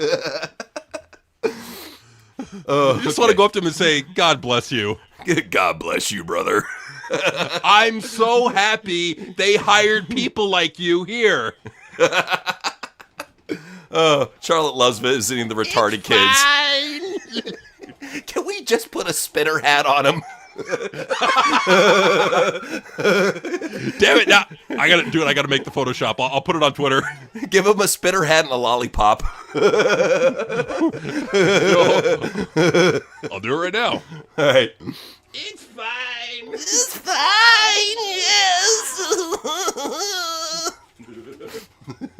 So Tran was saying, impression, a fan asked Dave on WOR why whenever Dave sees young Buck or Kenny, his tongue is out and makes uncomfortable faces. Okay, so what we'll do is we'll have Brian introduce the question that gets asked by some weird internet fan, and then Dave answers. All right. Okay. I'm just reading this real quick. Just give me a couple Yeah, seconds. no worries, man. The fan asked Dave on Wrestling Observer Radio why whenever Dave sees young Buck or Kenny, his tongue is okay. So, Dave, we have a question from a fan. He wants to know why you stick your tongue out whenever you see the Young Bucks or Kenny Omega. It makes them feel uncomfortable, they said. You have to understand that the best wrestling around will make you uncomfortable. Anything that is strange and unique and new to you is going to make you feel uncomfortable, and that's why you have to be a true wrestling fan. You have to stick out your tongue. You have to imagine what it would be like to taste Kenny Omega, to taste the Young Bucks, to know the flavors of them and be like, yep, that's Nick. Yep. That's Matt. Yep, that's Kenny. Oh, and that's Brian, too. Dave, you're not supposed to be telling that on the radio. Your butt tastes we'll get so good, Brian. banned from the FCC. It's Pride Month. If they fucking got a problem with it, they're a bunch of homophobic bigots. Fuck them. You know what, Dave? That's a good point. We'll sue them for being homophobes. That's right. You come at me on Pride Month, I dare you. I got both guns blazing and one going up your ass. So, let me get this straight. Is Pride Month like the Purge? It is. It's the purge of all these fucking bigot pieces of shit that want to talk shit about us. Be just open and sexual. If I want to walk down the street in front of a bunch of old ladies, whipping my dick around, I should be able to do that. I'm Dave fucking Melcher, okay? You've earned the right to whip your dick out in public. Oh my.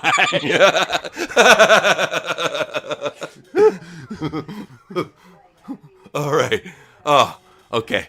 So, Super Bob said impression. A woman mentions Goldberg on luxury I'm sorry. Let me say that again. A woman mentions Goldberg on a luxury cruise. Something hits the ship and everything is fine. But everything is fine. There, she goes to the loo and Bret Hart comes and attacks. Okay. All right.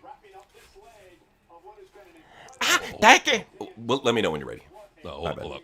The computer's fucking up. All right. Okay. Thank you for taking me on this nice vacation, Larry. I didn't think you'd do this thing. I'm just your ditzy secretary. But thank you so much. My pleasure. Yeah, I just wanted to take you on a cruise because you've been my bottom bitch throughout all the fucking bullshit we've been dealing with. Those fucking men that got hired to our fucking company. Ew. Yeah, I mean, look, I know it's anti-Semitic, but they hired all these Jewish people. You got Browanstein, you got Finkelstein, and you even got Goldberg. What the hell? What the fuck was that? I gotta go take a pee. I'll be right back. Okay.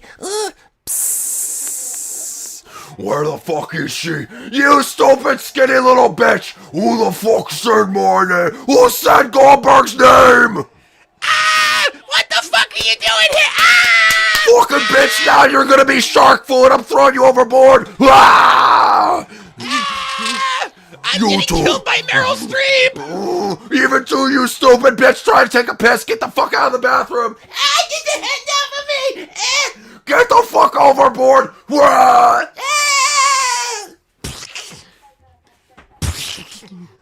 Say it again! I fucking dare you! All right. It'd be great if you had like a pet shark named like the Hitman. I'm gonna send the Hitman after you. He's gonna eat you. He's got a laser on his head! He's a shark with a laser, damn it! What could be? Brett, what could be? That's right. That's right. So Justin was saying Demons in the Shadow Realm was created by the creator of Full Metal Alchemist Brotherhood. Yep. That's cool. Yeah, That's what good. it looked like, yeah. Nice. Okay, so they're doing a teaser for Liv Morgan versus Io Sky. You can tell that they fucking predicted this shit. Like, they already had this shit planned out. Oh, yeah. Come on. Got it. Great. We get to see. Well, we won't be seeing Raquel Job, so that's a good thing. Yeah, that is a good thing. Well, just notice how all these... There's so many skippable pay-per-views nowadays. Remember when we used to at least try to cover them all? Like, it's to the point you got this Night of Champions, you got Clash of Italy, you got Backlash. You just got all these fucking skippable shows you don't even have to pay attention to. Right. Well, and a lot of it's just creative. They don't care. They don't feel like there's a need to care. Yeah. Well, that's the problem with Triple H is just get that fucking big nose piece of shit out of there and get somebody in who actually cares about putting effort into the show. It's a lack of effort. It's not necessarily to me like a lack of talent. No. It's just a lack of effort. It's just a lack of like urgency, really. Right. Well, and especially at a time when your Raw rating is dropping, your SmackDown rating is dropping. I think within a week or two, we're going to see SmackDown drop below 1 million. And like you said, that's with the artificial bump. And with Raw, we're looking at a 2.4, 2.3 real soon, man. Real soon, especially if they keep up these shit shows. Oh, no, easily. And that's the problem is like these European shows are just death for WWE. Yep. I would say just don't do them, man. What's up with the retarded monkey demon statue in the back? What is that shit? What? What is... Oh, yeah. What is that? I don't know. Weird.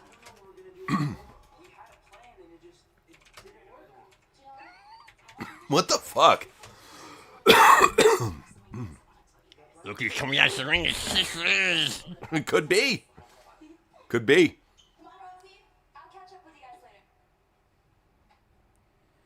The following is a first-round match against Seth Who Gives a Shit Rollins and somebody. Seth's gonna win. It's that's the thing. Like, there's with Triple H booking, if Gunther, Seth Rollins, or Io Sky is in a match, or Cody, you already know who's going over. There's no doubt in your fucking mind. That's why there's no point in even watching it. I mean, like, Right. Yeah. Straight up, man. Well, speaking of, I don't know if I want to sit through this. Do you? I'll leave it up to you. Yeah, I'm down for it. Let's just. I Okay. mean, we committed to it. We'll just. Yeah. Okay, we'll make it through the rest. I hate watching Seth Rollins wrestle. Me too. But you know what? At least we have this. I'm gonna watch it sometime tonight.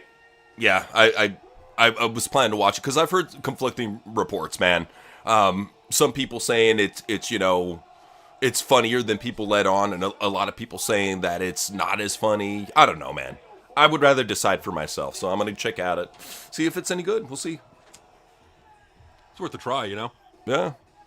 I don't know if I'm gonna try the Jackass film after seeing them do that fucking Pride Parade. I think I'm good on that shit. Yeah, no, for sure. Yeah. Yeah, I think I can see where the film's going, and I'm just gonna skip on that. Just saying.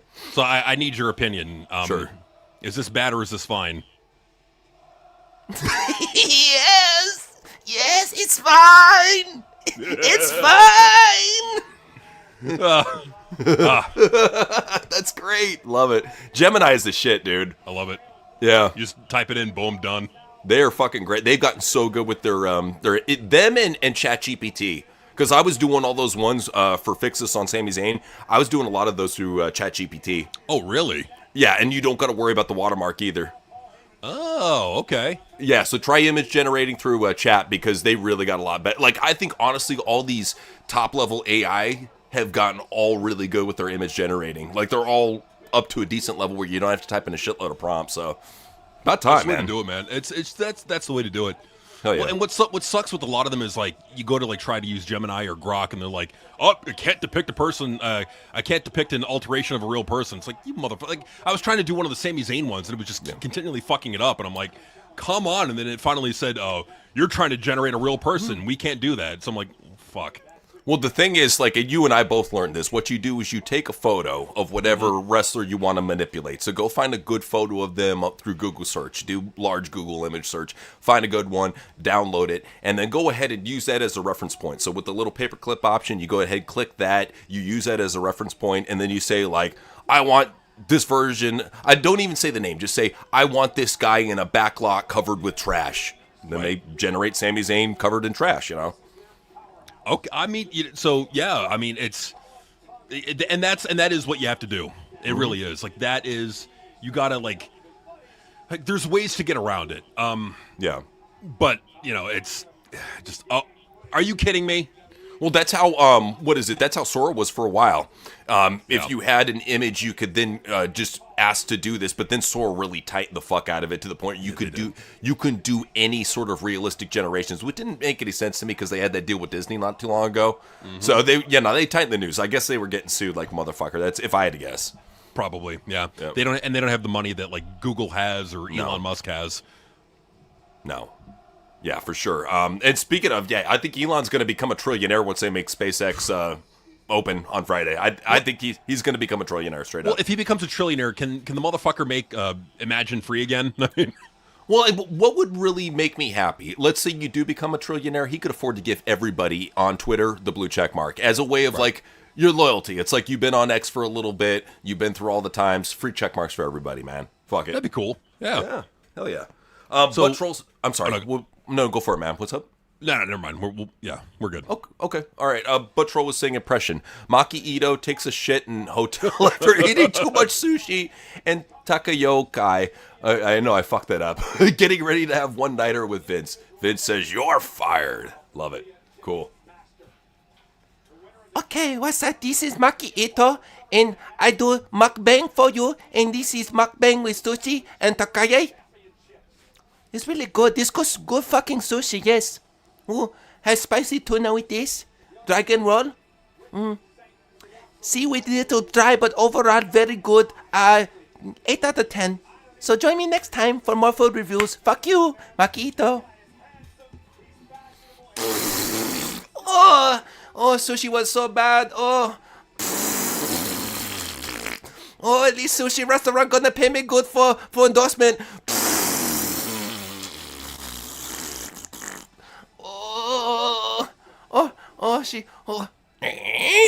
What's that sound? It sounds like somebody at my hotel room. Oh, it smells nice in here. Oh, it smells... Who the fuck are you? I'm Makito. I do mukbang video. Who you? Who am I? I'm Vince McMahon, goddammit! Yeah, you're fired! I'm I work for Stardust. You. Fuck you, Makito. Fuck you. Anybody got a spoon? Knowing him, he'll just fucking duck down and slurp the bowl. Just dive in head first. It's like bombing for apples. So, Trey and I said impression. Levesque invites Dave to lecture the WWE locker room on what's good wrestling. But he just keeps talking about New Japan Pro Wrestling. Only Gunther gets excited about this. Cool. Okay. Awesome. Just whenever you're ready. I'm good. So, so I figured you guys, I'd better bring y'all here just to talk to you, have a little bit of a heart-to-heart chat, and just say, you know what? I think you guys need a little bit of mentoring, you need a little bit of assistance. A lot of you just don't get it. You don't get what wrestling should be. So I went ahead and brought in a guy. It's Forbidden Door, it's breaking down, ooh, yeah. But, we had to bring him in just to talk to you guys about what real wrestling is. So, hey, Dave, come on in. Well, sure, thank you so much, Paul, for finally being humble enough to accept my my great expertise. What can I say? You're like the fucking Albert Einstein of wrestling. You're a genius. Thank you so much. So, this is what I had in mind. I see this locker room full of mid-carders, and this is what, I compare a lot of what you had, to a lot of your matches to the G1 Climax, and just face it, you're not there. I mean, even these washouts who you're bringing in, like Narako and Tamatanga and Chimichanga and all of them, they're awful, they're terrible, they're getting the worst of New Japan, because, like, if you really wanted the best of New Japan, you would get, like, bring back Takahashi, you bring Tanahashi, bring him back, and and also get maybe some Naito in there, just Tetsuya Naito is fucking fantastic and amazing, and maybe do time, you could bring over like Cody Hall, I mean, just to job him out because I fucking hate him, and then you can bring over like I don't know, Maki, get her over there too, but she's a stupid bitch. She said I'm an ugly fuck, so you got to job her out too. Yeah, that's what I'm saying, So I think I could, if we could just do some New Japan crossover matches and like maybe have like, Cody Rhodes job out to Tanahashi. I think that's what's gonna be best for business. No way! I will never job out to Tanahashi. He retired anyway. Hey, Cody, I know you feel that way now, but when you see Tanahashi's work rate, you may change your mind. That's right. She Tony thinks that he owns Okada. No. See, I get the Forbidden Door in his back hole. Yeah, I get the Forbidden back hole contract. And if we want to get Okada in here, we can get Okada in here and really fuck shit up. And not to mention, I got the connection with Will Ospreay too. By the way, he's on a pay-per-appearance deal. Oh shit! Really? Whoa! Yes, that's an industry secret that I just let out. Like a fart. Whoa! Hey, Seth, I know you like getting booked and all, but if we got Okada, we don't need you, buddy. Sorry. I agree with Uncle Dave. He make good choices for pro wrestlers. He bring in the right talent. Dave, no! I'm your replacement. I'm in the future. I'm the best man ever. I'm your best pro ever. You can't replace me with Okada. So what? If he has a 7-star match, so what? That's what you don't understand. You're so broken down and beat up. I mean, I didn't even take Okada after 3 broken necks, I didn't even take Will Ospreay after a broken back. You're just a piece of shit. I'm sorry. I'm a vice man wrestler, okay? I'm better. I injure more people. My promos are worse. I'm the future, okay? Fuck you. Gunther, take him outside and butt fuck him, please. With pleasure. Come here, you little whiny boy.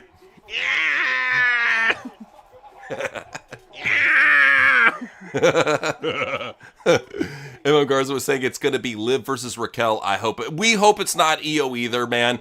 But the way I look at it is like if Noseman is in charge, he's going to put his favorites at the top. Yeah, he will.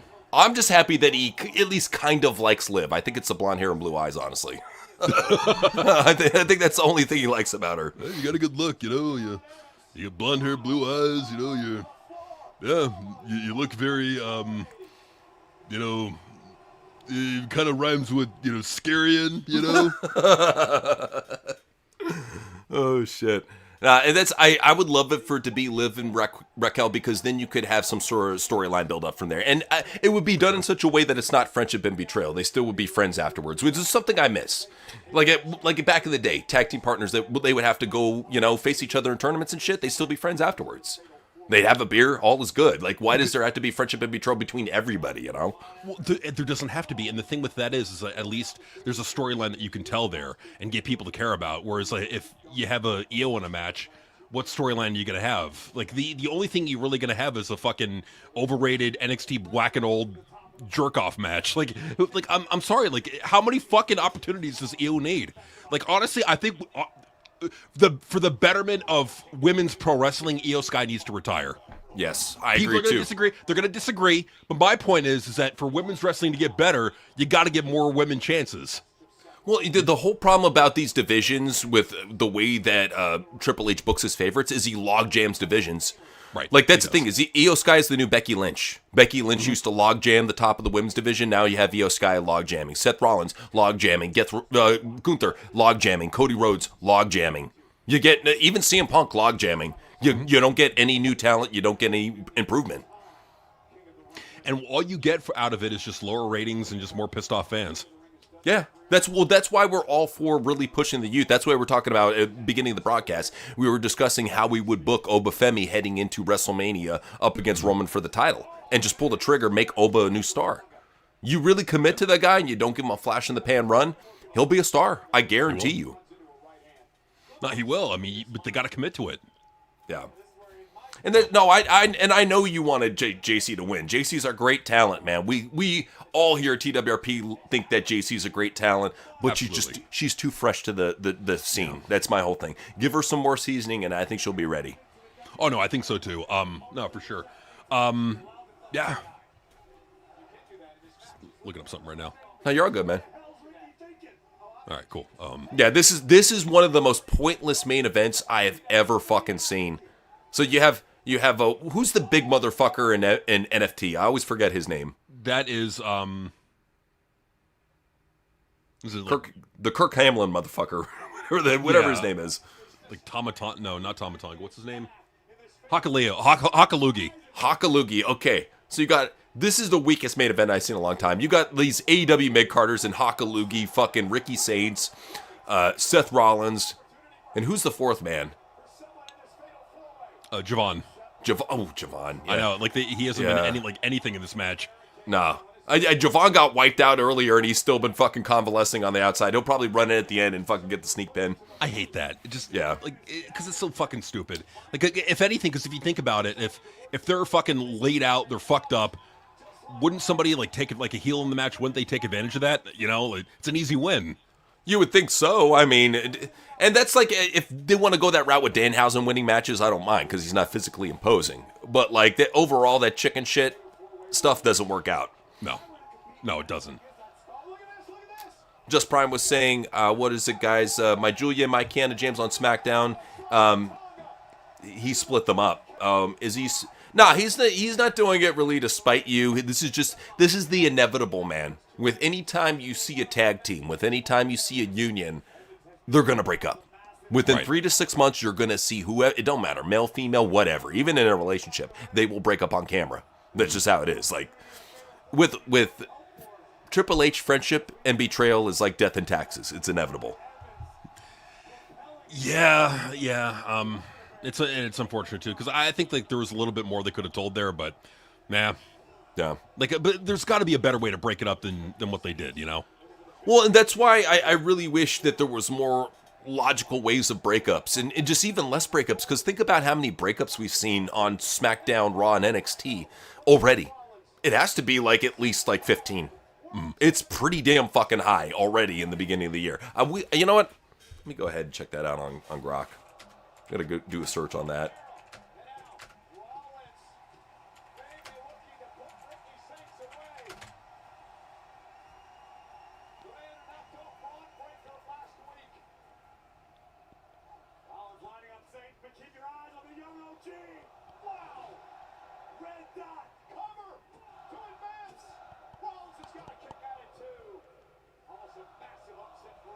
So the fucking French dorks are chanting, "This is awesome." Well, that's right there tells you that they're fucking bored. Oh, They are fucking bored. Yeah, we saw that, Batman. We were talking about that earlier in the stream about how Tubi now has the first 3 seasons of Dynamite if you want to catch up. So, yeah, it's there. They got Dynamite. What? Like, why wouldn't they advertise that more? I don't know. You figured that they would, man, but not. It was literally out of nowhere. I found on X some fan account talking about it. I'm like, okay. News, I guess. Well, and like if you're WWE, can you really like not have like, especially like for like America, could you not have like old episodes of like Attitude Era Raws and Attitude Era SmackDowns on Tubi? There has to be some sort of legal bullshit going on that's preventing them from putting it up. Well, I think a lot of it is they're afraid of offending people. You know, so they have to have it. Like TV 14 modern day isn't what TV 14 used to be back in the day. No, it's like TV Triple X nowadays. That's how they would rank it. You know. Well, and what's funny is that you look at every other show, and like they're either as edgy in some cases or they're just like a little bit less. Like it's like TV shows now, like there's still some edge to them, but I just think that WWE and other shows like TNA and that have the TV 14 rating are just too fucking. They're playing it way too safe. Yeah. Yeah. Why even be TV 14? I mean, wouldn't you just be TV PG? Wouldn't that be more attractive to advertisers? But you know, no, you would think so. I mean, but I think it's all in how they're marketing the shit. Ukulele, yeah. Okay, ukulele, Hakalugi, whatever the fuck his name is. Yeah, they're trying to play him out as like this big man character, and it's boring as shit, dude. I'd rather see that one tall dude in the fucking shitty Mustafa Ali faction over this guy. Oh, easily. He's unbelievable because he does shit that Kofi Kingston did, but he's younger. Yay. Yay.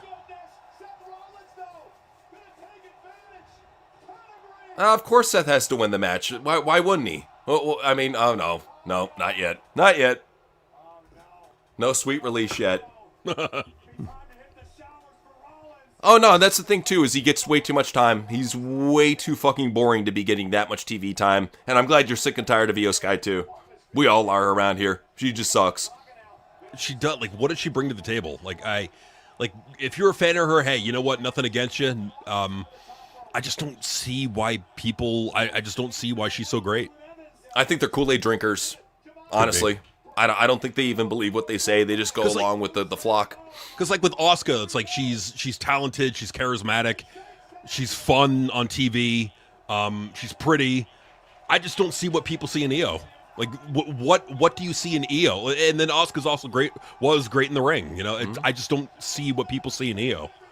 Well, I think Asuka's done more in her career too. Like that, yeah. Better, more defining moments. Like really had a bigger international career. Just has had many different gimmicks that have gotten over with the crowd. And this is one. She's never had great English, but she found a way to supersede it with her physical charisma. So, right. Just saying. Well, yeah. So it's like Io's had these title reigns, but they're just meaningless title reigns. Like it's like the fucking like her title reigns are like Damian Priest's title reign. You know. Yeah, well, that's what I'm saying. No one cares. Well, I am just shocked that Damian Priest and Shinsuke Nakamura are still fucking hired. What a bunch of useless fucking hires. Retire these motherfuckers. I mean, talk about people you could immediately put in NXT right now and really not really miss any. Like, and that's the thing is that there's a lot of wrestlers on the main roster you could just send back down to NXT. You wouldn't really miss anything. You wouldn't have lower ratings. You wouldn't have ticket sale problems if you just send them back down. Like they're just meaningless. Well, and there's too many people on both rosters that are meaningless, and that's the big problem is that with all the bloat that we have, get rid of the brand split and cut like fucking 20 or 30 easily. Yeah. I mean, you could cut this roster down significantly and still have enough, more than enough actually. Who the fuck gives a shit about Hakalugi, Ricky Saints, and Javon Evans in the main event? I know they're trying to push new talent, but this ain't it, man. No, like Ricky said, like it's too early for Ricky Saints. Yeah. Ricky Taints, my bad. Well, he just debuted on SmackDown. Why? Like, I get they're trying to like shove people into this tournament, but he's too fresh, man. Yeah, he hasn't earned it. No. And neither really has Hakalugi, besides beating up a couple people on SmackDown. Like they're making Hakalugi look like fucking like Samoan Kevin Nash here. Like, do they not have anybody else? I mean, like, you know. They're like, he's above 6'7". Treat him like a big man, I guess. But if Hakalugi actually had something to him, that would be one thing, you know? Agreed, man. Like, and that's the thing is, Javon is too fucking skinny for his high-impact dives to do anything. If he had more weight, like, I could see him taking down a guy like Hakalugi. But when you weigh 90 pounds, what the fuck are you going to do? He's just going to catch you like a fucking feather. Right. Like, that's the problem with it. Yeah. Seth is hopping the barricade. He's doing a weak dive, and he probably hurt himself. Wouldn't surprise me. So he did the curb stomp on the outside, and now he's sliding into the ring. Ricky Taints is waiting for him. Ricky rolls through.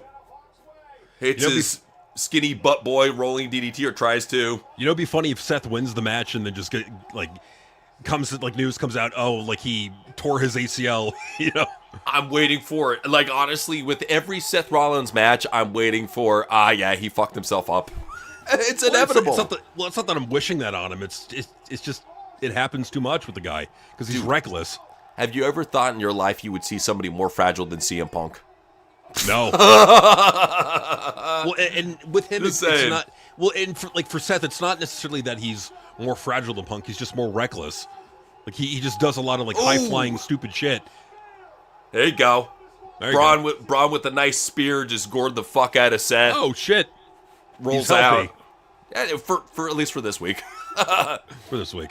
He can still spear. He might still limp afterwards. So, Ricky got scooped over by Javon. Javon hits him with his springboard flying net cutter thing. Everybody has a fucking cutter variation nowadays. Super kicker cutter variation. Javon wins the match. Okay. Javon wins. Yeah. Oh yeah. Javon Evans. Holy fuck! They're gonna get a super low rating for this Raw. What do you? Let's predict right now. What do you think they're gonna get? Bro, I'm thinking like 2.2, 2.3. Like this is, 2.3. Yeah, for sure. Because like their last week's got like 2.5 or the one before it, so we're gonna get last week's number tomorrow, which I think is gonna be like 2.4. This is gonna be 2.3. It's got to be.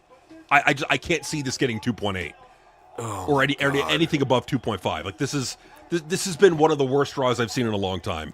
Now, can you see why we're taking a week off next week? We just want this retarded European tour to be over with, please. Yeah. Because all you're getting is just long matches. Like, that's all you're getting. When you fucking main event with Hakalugi, Ricky Saints, Javon Evans, and Seth Rollins, you can fuck off. I would, honestly, and I don't want to get called women's empowerment or nothing. They could have main evented with the Becky, fucking Alexa Bliss, Liv Morgan, Sol Ruka match. Easily. I mean, it would have been better than... Maybe I'm mixing up matches, but you know that women's match earlier, they could have main evented with that shit. It would have been better than this shit, you know? Yeah. Well, because at the very least, it has more star power. Like with this, you had Seth, but I don't even really consider him a star, so it is what it is. Yeah, it's like you got Seth and then like Hakalugi, who no one cares about. Javon Evans, who's still green as fuck and just debuted like last year or something like that. Ricky Saints, who literally just fucking debuted. Yeah. Whereas with the women's match, you had Becky Lynch, you had Alexa Bliss, you had Chelsea Green, who's somewhat of a star. Chelsea Green, thank you. That was the one. Yeah. And who's the other one? Who's the other one? It was Becky. Maybe I'm fucking up because it was two of those four women matches, but like it was Becky, it was Chelsea Green, it was I believe Sol Ruka and Alexa. No, Sol Ruka no, because Sol Ruka was against Lyra. Well, because they had that's right. So it was Liv Morgan. Okay, that's what I was thinking. Liv Morgan, there you go. Yeah, girl with the title. And Liv Morgan, there you go. Yeah, like. I mean, at least you got a champion in that match. Like, you literally had no chance. You had Javon Evans celebrating as the show went off the air. Are you fucking kidding me? Good Lord. Retards. These fucking European shows, dude, they just mail it in, dude. Yeah, this is Mail-In Central, guys. So thank you for joining us for Raw. We're going to be taking next week off of Raw, but we'll be back probably the week after. We got a special stream. Let me hype this up. On Wednesday on Rumble, we got a very special stream, only on Rumble, by the way, where we're going to be doing a conspiracy talk. So if you want to come over to our Rumble channel, we're going to be talking about conspiracies, watching Plan 9 from Outer Space. You can watch it with us on there. It's royalty free. So yeah, we're going to be watching a movie, chilling, talking about conspiracies. Come join us on Wednesday at 5 p.m. PST. So NC, JC and peace out.